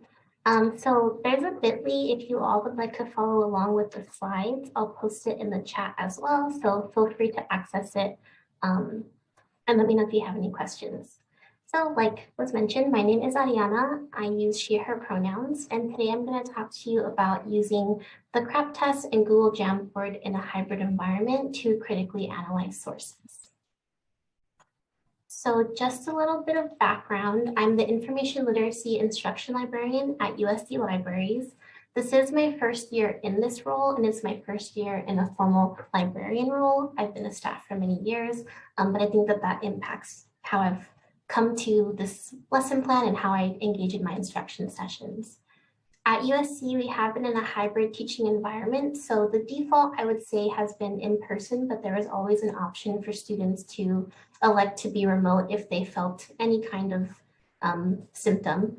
And so I never knew who or how many students were going to be hybrid when I went into a class, because we always go into the classroom to teach sessions. And this is just to give a general idea. So our enrollment is 49,500. So we do have a larger student body. And for my teaching philosophy in designing this lesson plan, I try to utilize universal design for learning in all of the plans that I create. So universal design for learning is a framework to increase access to information. It ensures accessibility in the content that you're creating, and it creates multiple methods of engagement for students. And that is linked if you'd like some more information on that. I also try to incorporate, I incorporate active engagement in every session that I do, and I demo searches related to social justice topics because I think it's important to talk about these issues in the classes that you are teaching. I'd like the students to critically engage with the sources that they're using, and ultimately I want students to feel empowered as researchers and scholars in their own right. So for the activity design, this lesson plan was designed for an honors undergraduate writing class, but it is applicable in any subject area. The technology is the same, you just would tweak the topics that you're demoing. And for our environment, professors always submit their syllabi when they request instruction. So I always tailor the lesson plan and the searches to the topic of the class. In general, I like to give a short presentation with lots of time for group work and share outs because I think that students learn best from their peers and from working together, not from being, having somebody talk at them for a long time. And I try to foster those meaningful engagements with them and then going up to them and talking with them as well. And the learning objects that I create are always built for a hybrid environment. So like I mentioned, we don't know who or if the students are going to be remote when we go into a session. So I've changed my instruction approach to just be hybrid as a default, have it be accessible as a default. And I think that that helps the students even in person because they can work off of their own laptops when they're doing the work in the session. Oh, and also to note, most of the classrooms that we go into are equipped with hybrid technology, so that's already taken care of. And in this particular lesson plan, I use the CRAP test as a framework. I've heard recently, criticisms of the CRAP test, and I think that those are valid, but I think that the way that I use it is to have students think about the context and the purpose in which they would use a source, not so much if a source is bad or good, but it's how and when they would use it. So sometimes you do want to use certain sources as an example of something that is counter to what they would agree with. So like I mentioned, not a discussion of good or bad, but it does get them to talk about authority and the need for different types of sources in their papers. And I also make sure to note that their notes and their analysis can be used when they're writing their paper. So it does give them a head start as they're doing their research. So for the actual activity, which I will show towards the end, I take screenshots of different sources, and I also put the links in the Jamboard and in the slides so that the students can access the source and then annotate the screenshot. I make sure to include multiple source types, and I make sure to cite scholars of color. I do think that it's not like a radical thing. It's the bare minimum needed for all instruction sessions. And it's also demonstrating what we would like, the behaviors that we would like the students to include in their papers. So if we want to have different voices, different types of sources, then we should be demonstrating that in our instruction sessions as well. And this was inspired by the Cite Black Women movement, which is also linked if you'd like to find some more information. So the main part of the activity is they work in groups to analyze the CRAP test on Google Jamboard. I do give them a hypothetical research topic when I'm presenting the sources. They annotate on the Jamboard where they find the information, and then this also demonstrates how they can read a scholarly article or any type of source, how they can do a quick analysis to determine if it's relevant, if it's something that they can use in their paper. So I think it's a good skill to practice regardless. And logistically, all of the remote students work together via Zoom. So they chat with each other on the Zoom, on the, the presentation, and then they can also enter a breakout room if they ask for it. 1 minute remaining. Okay, thank you. So yeah, I'll just give an example Jamboard. The important part is that they discuss their ideas together and then each group shares out their analysis. And I find that they're more willing to learn when they share they're more willing to share when they've learned together and when they have had time to work as a group with their peers for communal learning. So this is just an example of one Jamboard that I've used in a class. Can you still see the Can you see the Jamboard? Yeah, okay. So for this class, it was reimagining the penitentiary, and they had read If Beale Street Could Talk. So my sample topic was race and If Beale Street Could Talk.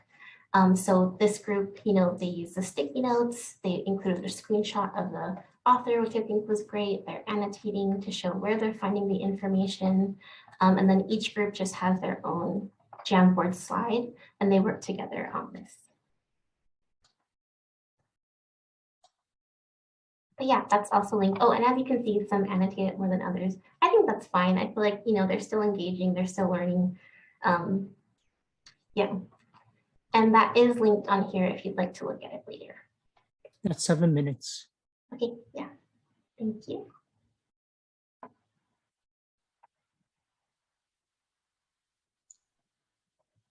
Wonderful, thank you so much. I love the annotations we got a glimpse of on the previous slide. Let me see here. So just taking a look at the chat. April says, love the mindfulness of using different voices, 100%.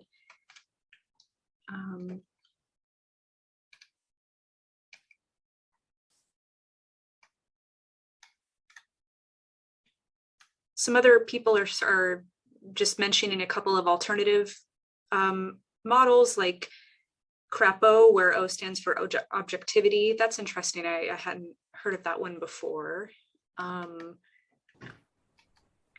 While I'm scanning through, anything else you'd like to share? I don't want to. Yeah, I think one of the questions are, so most of the students are working in groups in person, but it's also, built so that the students who are remote can participate remotely as well. So they would be in a group on their own. And yeah, I agree with the other frameworks that are being shared. This was just an existing framework as a lesson plan at USC when I started. So it's one that I went with. And then for how do I encourage students to include different things? I don't really share that they should do that. They just kind of already know. I tried to let him in. He wasn't on the porch and he didn't, I don't know. I was like, I don't know where that boy is. That was when it was raining and I tried to let him in. But I'm sorry about that. It's okay. Please continue. I'm so sorry, Ariana. Yeah, it's okay. I think they've been in the Zoom world for long enough that they already know. They're very intuitive with using different technologies.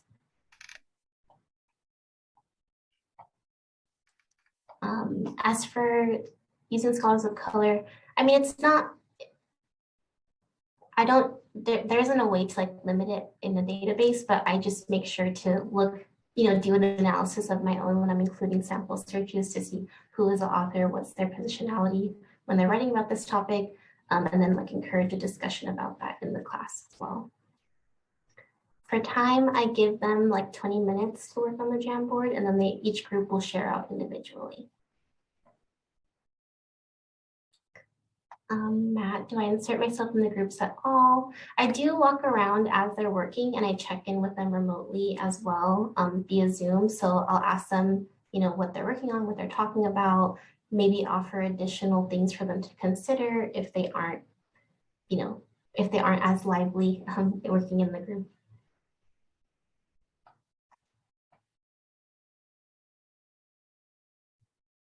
Yeah, thanks. Thanks, everybody. Wonderful. Thank you so much. All right. Let me see. Okay, so I think that brings us to our next presentation, and we should have time for more questions at the end. So keep your questions in mind if you have more. So our next presentation has to do with learning through teaching, increasing our knowledge of data literacy by Cynthia Henry and Jingjing Wu. So I'll pass it off to you if you're ready to go.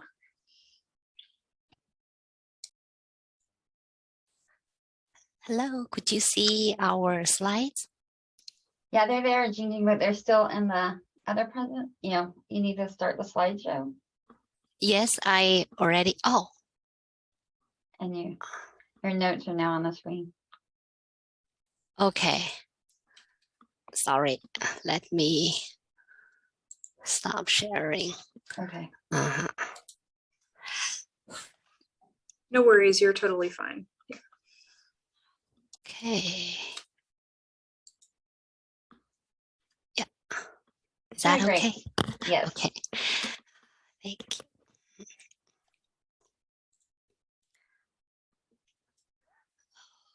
Okay, let me.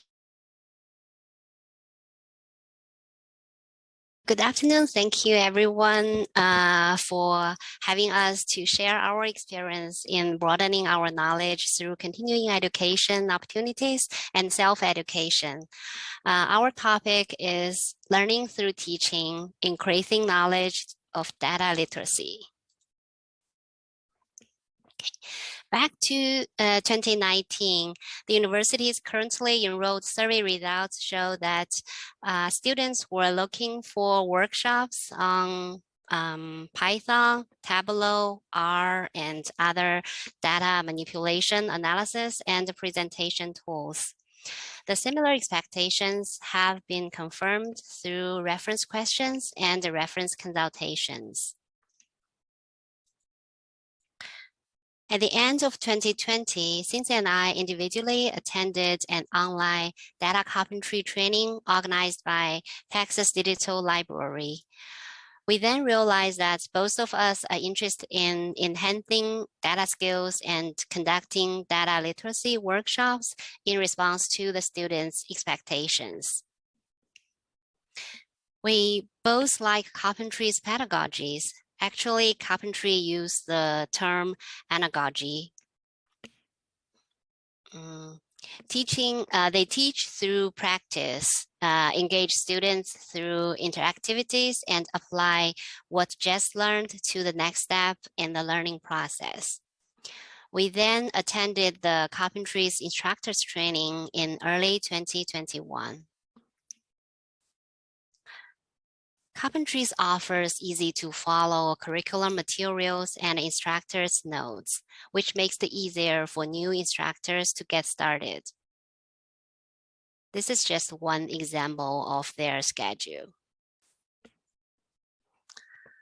After the instructor's training, I started to pick up my knowledge in R.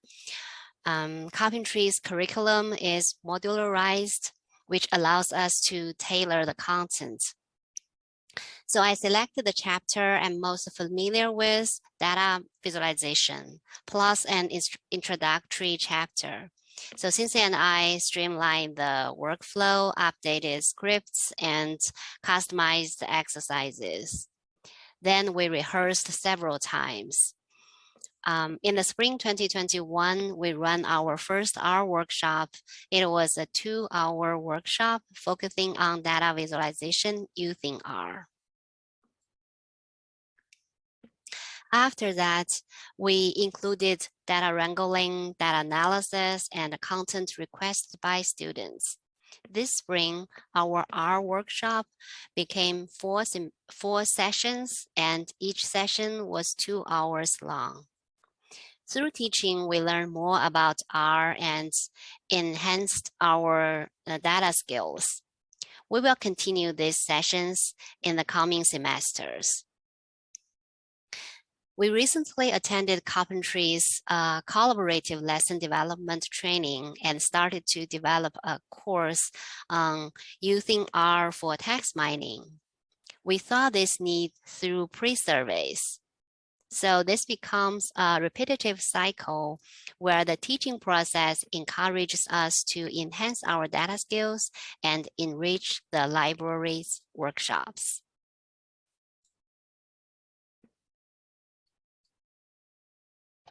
So, So adapting the carpentry style to our workshops was what I really wanted to do. Adding to topics I had been teaching, but building new workshops as well. because we really like the team teaching and the active learning aspects of carpentry style. So then I started looking at Tableau, and I found that Joshua Beam from Baylor was doing a basics overview of Tableau, and that was organized by Texas Digital Library in January of 2021. Then after that training, I went and dug into the mechanics of Tableau myself, finding a data set that would interest the audience as I developed the workshop during that summer. One thing I really enjoy about Carpentries is that the workshop is an interactive event for learners and instructors. So you can see the image on the screen. You can see that it goes from novice to competent practitioner to expert. Now, I was not an expert in our first workshop in the fall of 2021, but I was a competent practitioner. And as they learn, you learn. And so it's just, as Jingjing said, a repetitive cycle. So our second Tableau workshop was in just the spring of 2022. In summary, we value the Carpentries practical approach. We use both pre-surveys and evaluations to gather feedback from the learners. We talk slow. We check in with the students as it builds connections between methods and scenarios and gives them a way to manage what they've learned, to move to storing the new information. And the reflections help that, as well as any clarifications. And we've been collecting students' expectations, comments, and suggestions using the pre-surveys and evaluation forms, which allows us to include content requested by the participants. And that's how our kind of expanded into multiple lessons. Their feedback helps us reflect after each session, identifying disconnections and expectations, so that each iteration gets a little bit better. I mean, I feel like as a teacher, I improve, but I think the lesson improves as well. So yes, okay. So the collaborative team teaching is really useful. Jingjing and I both take the lead, Jingjing in R and I in the Tableau. And so then you just really focus on the teaching aspect. But then the other person is the one that is doing the helpers roles and the assistance roles, in which that really just allows you to help students get back on track if they've lost their way, or assist the class just kind of keeping the whole class on track. So like you're the timekeeper, you're watching the chat, or if somebody has really come in late, kind of getting them caught up to where you are in the lesson. So these are our references. The first one is the instructor training from Carpentries, and the second one is the workshop I mentioned from Joshua Beam. And does anybody have any questions?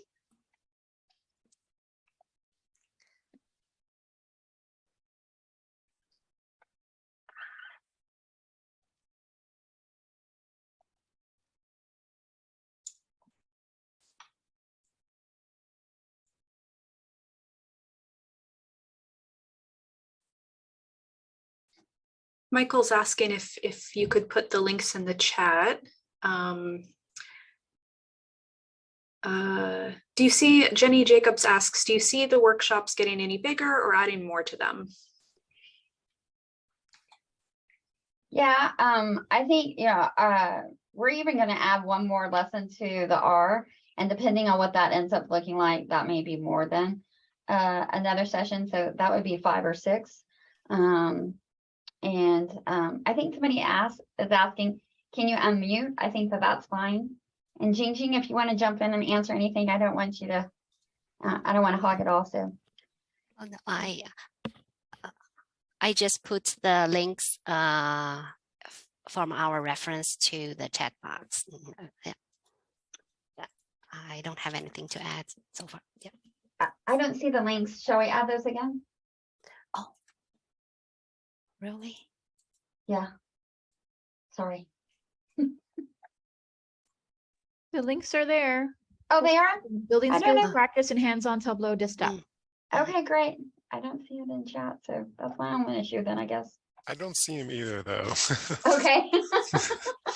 I think there are direct message. Yeah. Okay, sorry about that. I will do it again. Mm-hmm. Okay. Any other questions? Did I miss anything in there? person who asked about unmuting. Okay.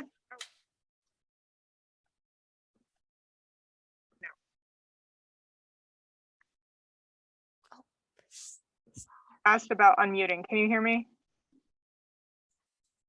Yes, we can hear you. Exactly what I'm interested in, and I'm amazed that you all did this presentation today, because I was like talking to a bunch of people about this morning. Trying to figure out how to work with people doing data. And I right now don't have a background in this or anything. I haven't studied anything related to this. So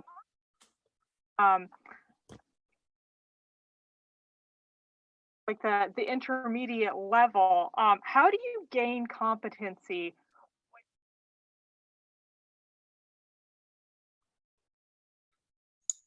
I'm going to jump in. You keep cutting out, and so I don't hear the whole question. But I think it was something about gain competency on the lesson itself, maybe? Yes, and so it's a little bit of rehearsal, right, Jing Jing? Yeah, actually, for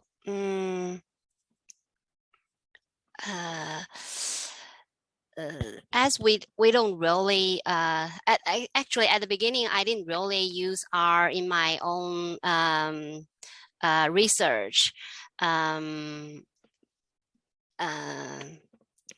But with the teaching process and with more I learned through teaching and through practice, and I started to use R into my own research.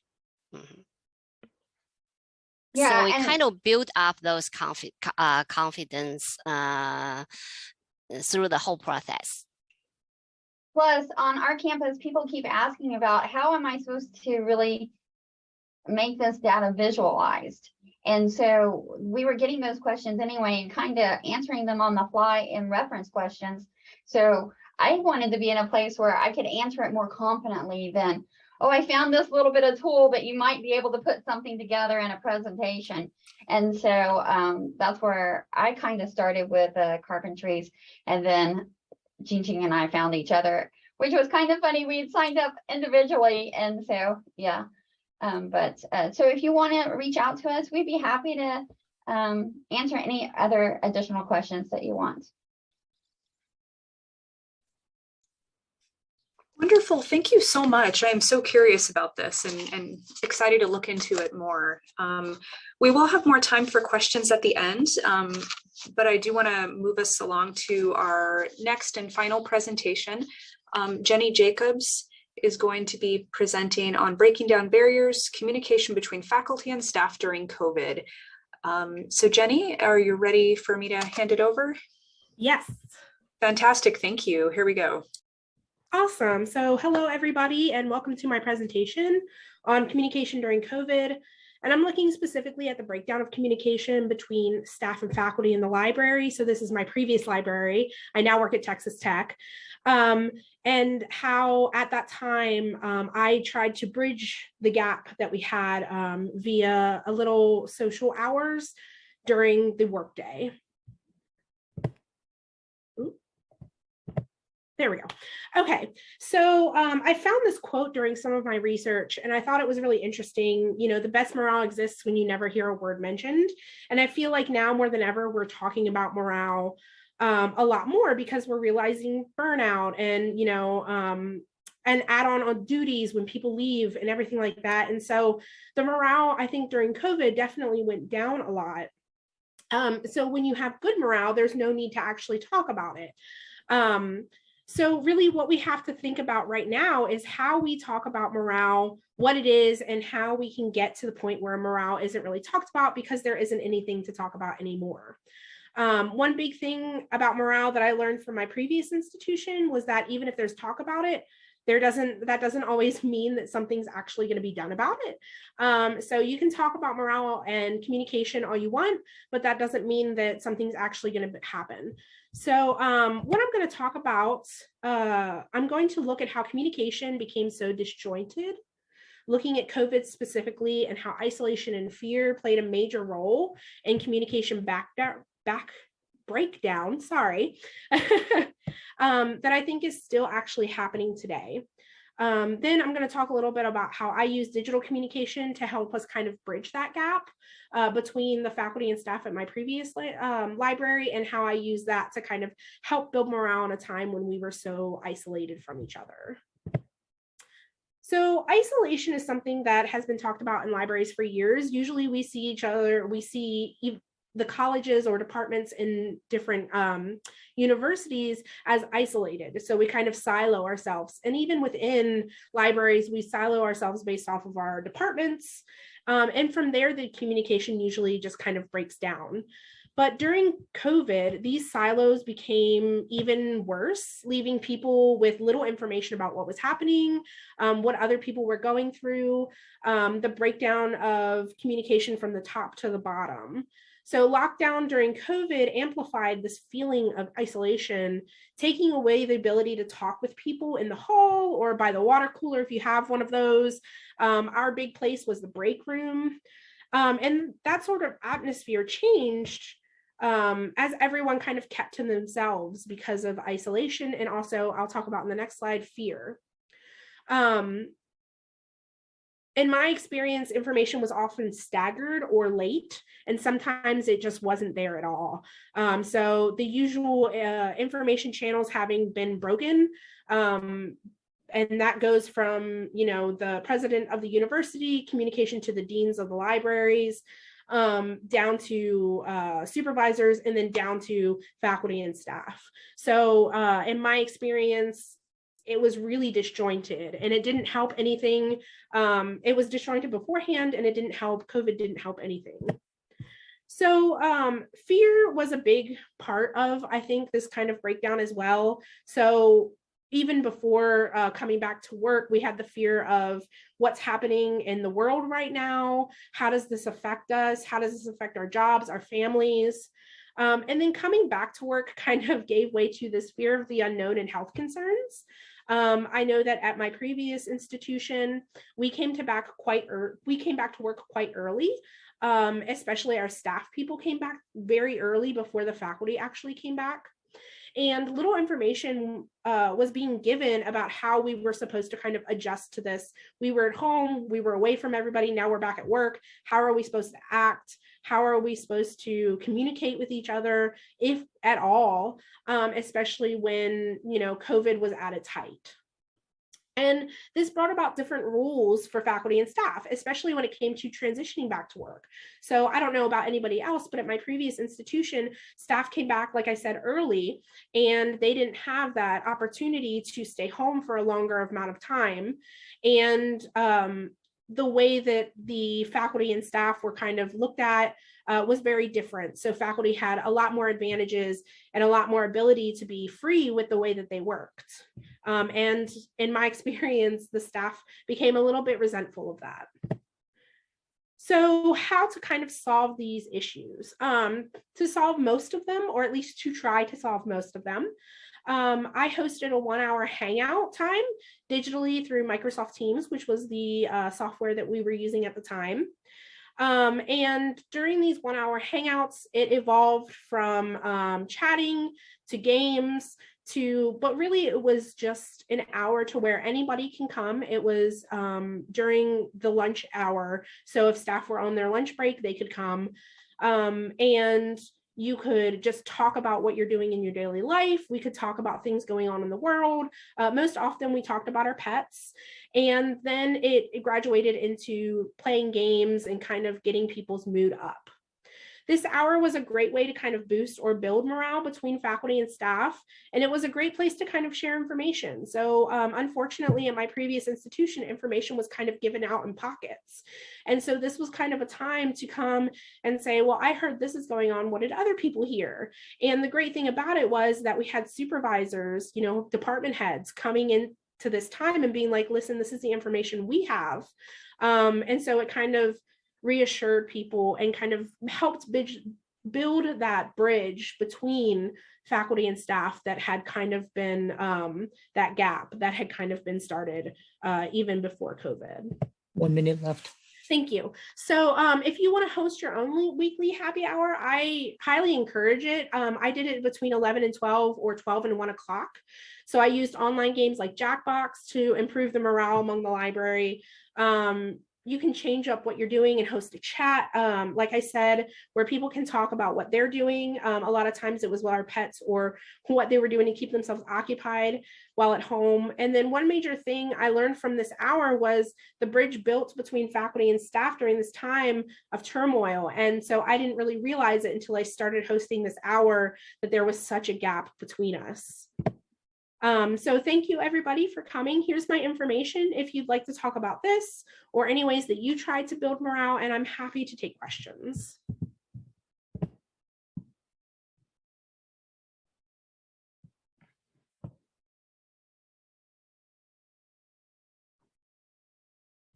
Also, thank you about my slides. I use SlideGo. You can just Google it. That's what I use for my slides.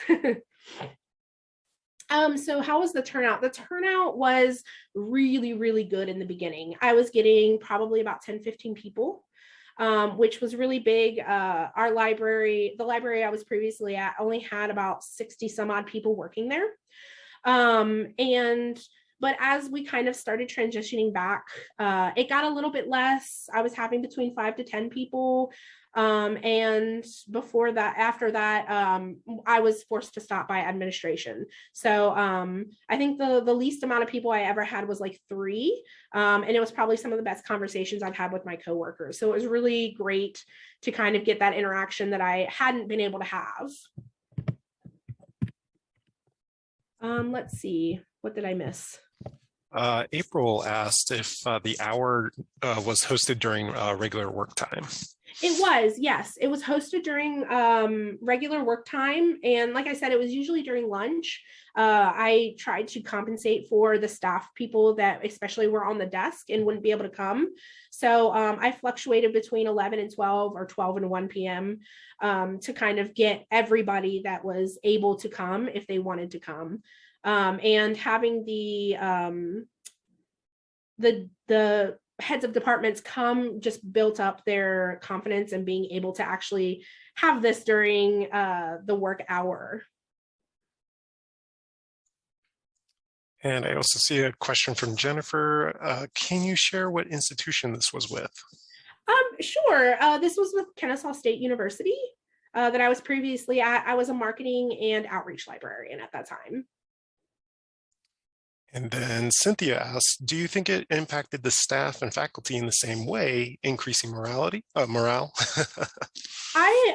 think it impacted staff more than it did faculty. I had a lot more staff attendance than I did faculty. And for me, it was really great because I got to listen to some of their concerns, but we got to kind of cohabitate this time period to where we could talk about anything that we wanted to, and we didn't have to worry about it. Administration never came. So it was a comfortable and free space for people to kind of get together. And I think staff liked the ability to have this hour during work to where they didn't have to worry about, you know, their workload, what's happening, because we had a lot of people leave during my time there. So workload was really heavy. So I think it impacted staff a lot more than faculty. And then Jen and Natalie asked the same question. Let's see, what was admin's concerns, if you feel comfortable to share? Yeah, so we played a lot of different games. So I played Jackbox, I played a lot of online games with them, and I can share them if you'd like. I'll have to look them up again. But we played one round of, that game where you have cards that have like quotes and you put other cards with quotes on them. You know what I'm talking about? Cards Against Humanity. Cards Against Humanity. Yes. And somebody made a quite inappropriate comment, which I addressed at the time, and was like, this is not okay. We're not doing this. Stop. And that concern was put up to administration, and administration said that in light of that, no more of this would be happening. So it was just kind of cut off. Great. I also see a question from Liza, I'm going to assume. Given the Zoom online fatigue, I am pleasantly surprised that staff faculty responded to it. to attending an online forum during lunchtime? How did you invite them? I had a weekly invite. So this happened every week, usually on Wednesdays. I had a weekly invite that I would send out to everybody. I would send it the day before, and then I'd send it an hour before I was actually starting the event. And they came. I don't know. I had a really good relationship with a lot of the people that I worked with. And so I hope that I made it as comfortable for them as possible to come and, you know, talk or play games and stuff like that. So honestly, I was surprised with how much turnout I got to. But it was a great way to just hang out with friends during this time and be able to just relax. That's awesome. Linda also asked, when you were doing this, was staff mostly on site and faculty less on site? Yes. So I came back, so I was under one of administration. So I came back much earlier than a lot of the faculty did. So staff started coming back, and then I was, it was required for me to come back at the same time. So we were on site most of the time, and then faculty was, they had more freedom to be at home for, you know, either the whole time or only come on once or twice a week, come on to campus once or twice a week. This wasn't a question, but Esther did say, yes, please do share those online games. Thanks. I will, yes. Let's see. Do you see a couple comments? Jennifer commented, maybe a better way would be to host it in a platform where people could join using a screen name for some anonymity. Yes, yeah, that was a good idea. I had thought about how to make it more accessible for people after that incident happened, which I reported as well, just to let people know. So I was looking for another platform for us to kind of be able to have that anonymity. I don't know how to say that word. So they can be anonymous. After I had started looking into it, administration already cut it. So also, if you want to unmute yourself, you can go ahead and do that, Natalie. Yeah, so I'm really glad to actually be hearing this presentation. I was really looking forward to listening to it. So during the pandemic, we have a group at our library called Healthy Workplace Working Group. And since we usually do activities online, like salad days, we have soup days, and we've created our own recipes. But when the pandemic started, we were having to create online places to just hang out. And actually, it's the same thing with you. It worked really well. We have 4 libraries, but we have 2 libraries on 3 libraries on campus, sorry. And our reference department is about 12 people, and it got me to get to know the science library people a lot better. And games were a big hit. Game and quizzes. Nicole Arnold, she's on here too, and she was like the Harry Potter queen. And but everybody loved these quizzes, just random stuff, movies, Harry Potter, music. It was awesome. And then the pets would always get like the big high scoring. We would get a lot of people come for pets and dress up pets. You come take your pet and dress up them. So we got that a lot. And then also to just get, like you said, COVID information. If people were wondering about where to go to get groceries, what online place to do shopping, that kind of stuff, or whatever, or where to get your vaccine. That was a really big thing. We were a safe place to online source. We did it through lunch too, and maybe a little bit before lunch sometimes, but they were safe places just to ask questions. And sometimes admin would come and they wouldn't say anything and they would just be hanging out, but it was mostly just for people to be freely talking about stuff. So I really appreciate that you did this. This was awesome. Very, very good space to share this stuff. So yeah, I'm so happy for you. Thank you. Yeah, we also had, so on top of that, we also had a crafting hour that we hosted. It was monthly. And before the pandemic, we would all go into this one big room. And if you had a craft, you could craft. If you didn't have a craft, you could just sit in there and talk. And so that actually went online as well. And that one was a lot less attended. It was usually like 3 of us, my best friend, and then another staff person who we loved. And so the 3 of us would just sit on there and like crochet, knit, and stuff like that. But that was another safe space to kind of just not have to worry, I think was the biggest thing. At We least did for me. also do, we also did, like, sorry to interrupt you, we did walking around our neighborhoods too. So that was kind of interesting as well, because I didn't realize some of my coworkers were living so far away. I have to live close to the campus, but they had beautiful views. Oh, let's see your view. You know, you're walking through this beautiful park. I don't have a park next to me. Okay, so I'm parking, or I'm walking in this shopping mall. So it was really great to share that. So yeah. Yeah. I'm so glad to hear about this topic. It's not one that you hear a lot about, either morale or faculty staff partnerships a lot in conferences. So I just really appreciate the creativity and timeliness of this. I do want to open it up and keep the momentum going. So if folks have questions, more questions for Jenny or for any of our presenters, now would be a great time for that. We did schedule some time at the end just for an open Q&A. So yeah, please feel free to jump in if you do have more questions.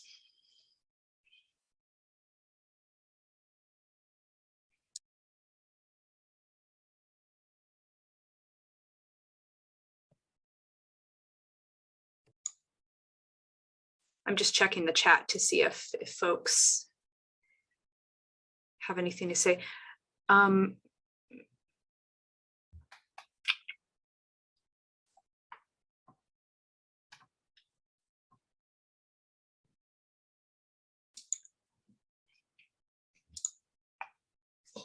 So yeah, on a side note, we mentioned, or we plugged earlier, the raffle items that if folks fill out the evaluation, you'll be entered in a raffle for a few different things. So Esther has these adorable little knitted bears that she's made. Claire Lapolte, who I'm not sure if she's here today, made these little bags, and I'm offering up an Etsy gift card. So we really would value it if folks could fill out the evaluation, especially and including ideas for future presentations. We would really love your ideas. So yeah, if you have the chance before leaving for today, please do fill that out. We would so appreciate it.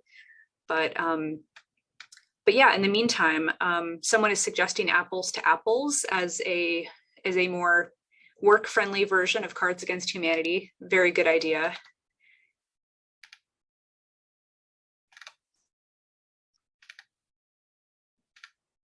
Oh, somebody said, if Amber is still here, what transcript app did you mention that you use?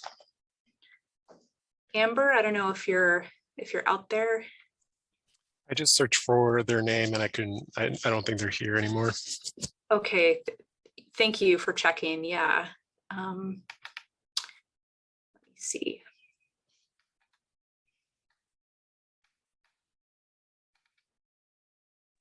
Yeah, she said otter. I wrote it down, but now I can't find it. Yeah, that's right. That's something you use if you're capturing the audio in Otter and, provide. Yeah, I think it's called otter.ai. I believe that's what it is. Yeah, that's the phone version. Ah.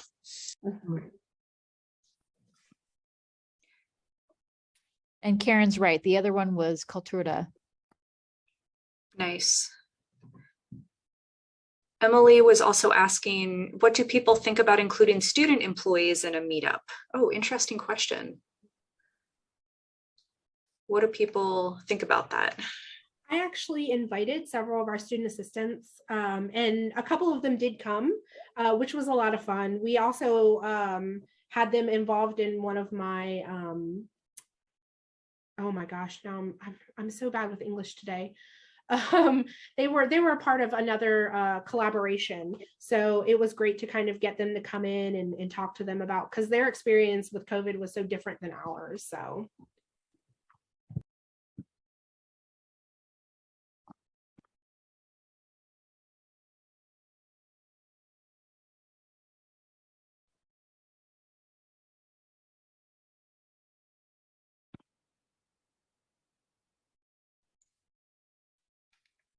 I'm still scrolling through the chat, so let me know if I'm missing any questions, but any other general questions for our presenters? you know, or even if not directly related, just things you want to pose to the group that you would like to discuss, because we've got a little extra time. So feel free to, you know, throw your questions out there.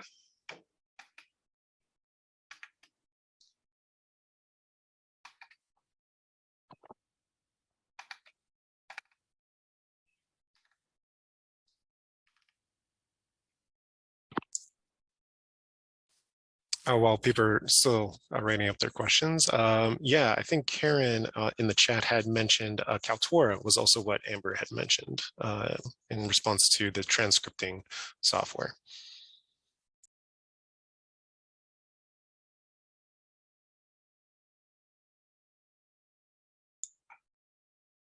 Awesome. Yeah, and like Michael and I think Esther are saying in the chat, if you have any topics for future conferences or show and tell, our show and tell series, yep, April beat me to it. Yeah, please also suggest those in the chat. We're always looking for suggestions and ideas. Is there a deadline? Just a question. Is there a deadline for the show and tell? I think it has the previous deadline for May, if I'm mistaken, if I may be mistaken. So is there a deadline for fall show and tell? There's not currently a deadline. I'll probably send out an email probably in August, then asking people. So it's just kind of as I, or whoever is the web chair this coming year, but as we fill it up, we kind of do a first come. That's kind of how it worked last year. So some of them didn't get scheduled into the fall or the spring semester, but we were busy from, you know, September all the way through May. So it worked out pretty well like that, spreading it out. But yeah, I'll probably do a call end of July, beginning of August. And we already have 2 presentations scheduled for the fall. Nice.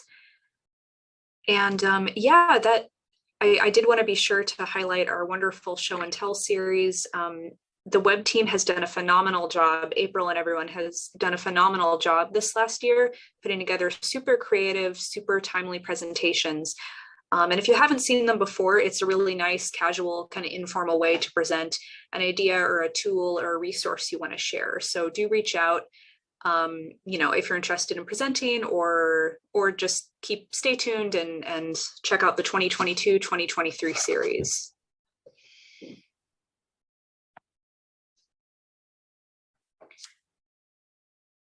Let me see, how will attendees receive the recording and presenters' PowerPoints with links? Let me see, are we posting those on, we'll post the links. Yeah, thank you, Esther. And it's also going to be recorded on YouTube to listen.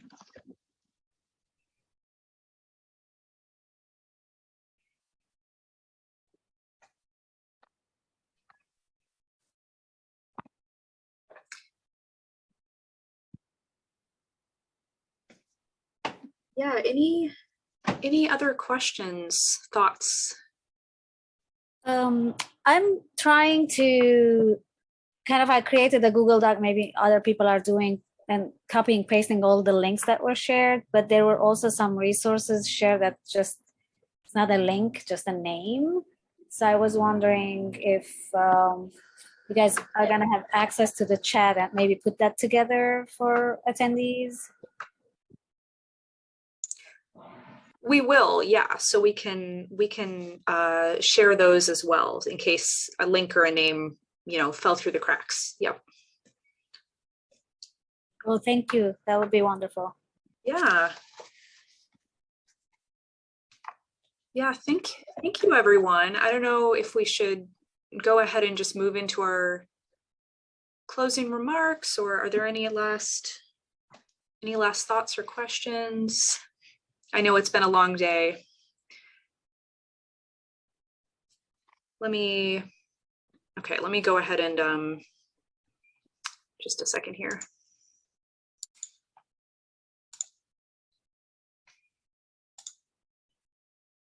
Let me go ahead and share my screen for a second here.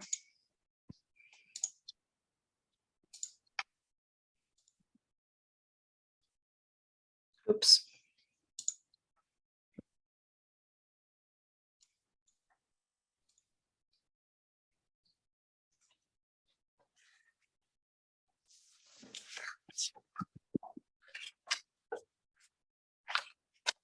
Yeah, so like others have saying, I really appreciated the presentations too. There was just such a nice breadth and variety of them. And I like how we covered everything from like the unexpected links between baking bread and information literacy to sort of the interconnectedness of information in an Indigenous library, to tools like Google Jamboards. Is just a little bit of everything. And thank you to all of our presenters for your wonderful content and your work today. This wouldn't have been what it was without you and your work. So thank you, honestly. Let me see. So yeah, I already plugged the show and tell series a little bit, but you can find that on the LILi Guide. And I will drop the link in the chat for that as well, just in case you haven't seen it before or lost it. So yeah, be sure to check out the show and tell series. Let me see. Yeah, again, I'm just going to plug the evaluation form. I'll put that in the chat as well one last time. Michael, would this be a good time to pass it off to you, or if you have anything to add? No worries either way. Yes, thank you. I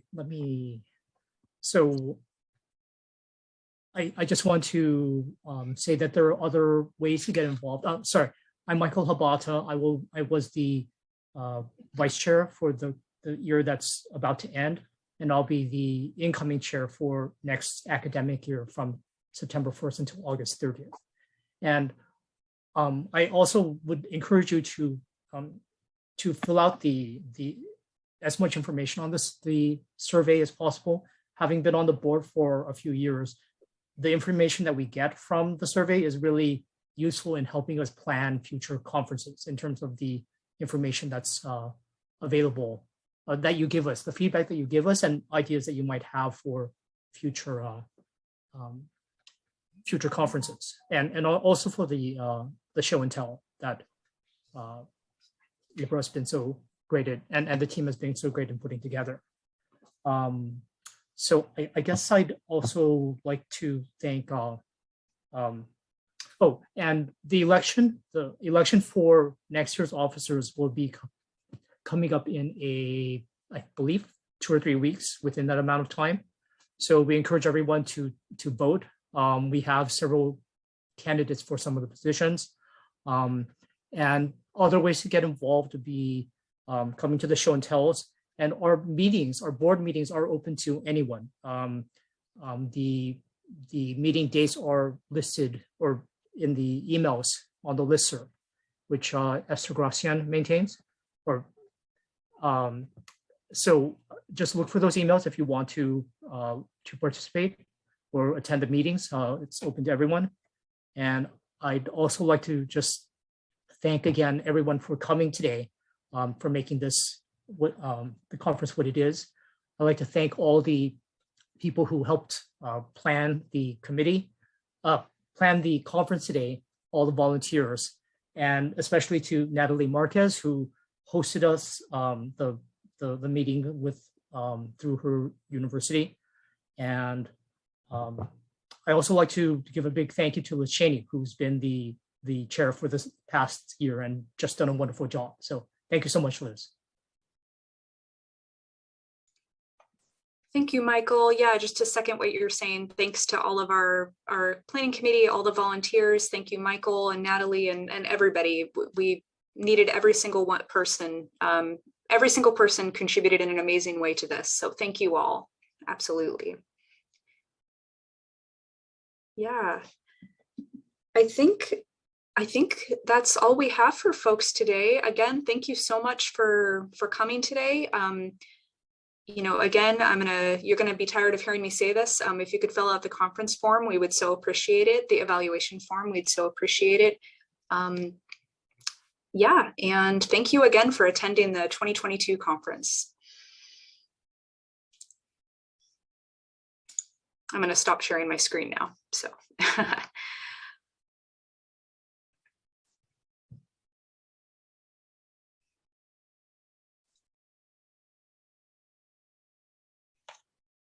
Yeah, thank you, everyone. We're so glad you had a good experience. We really appreciate the kind words in the chat as well.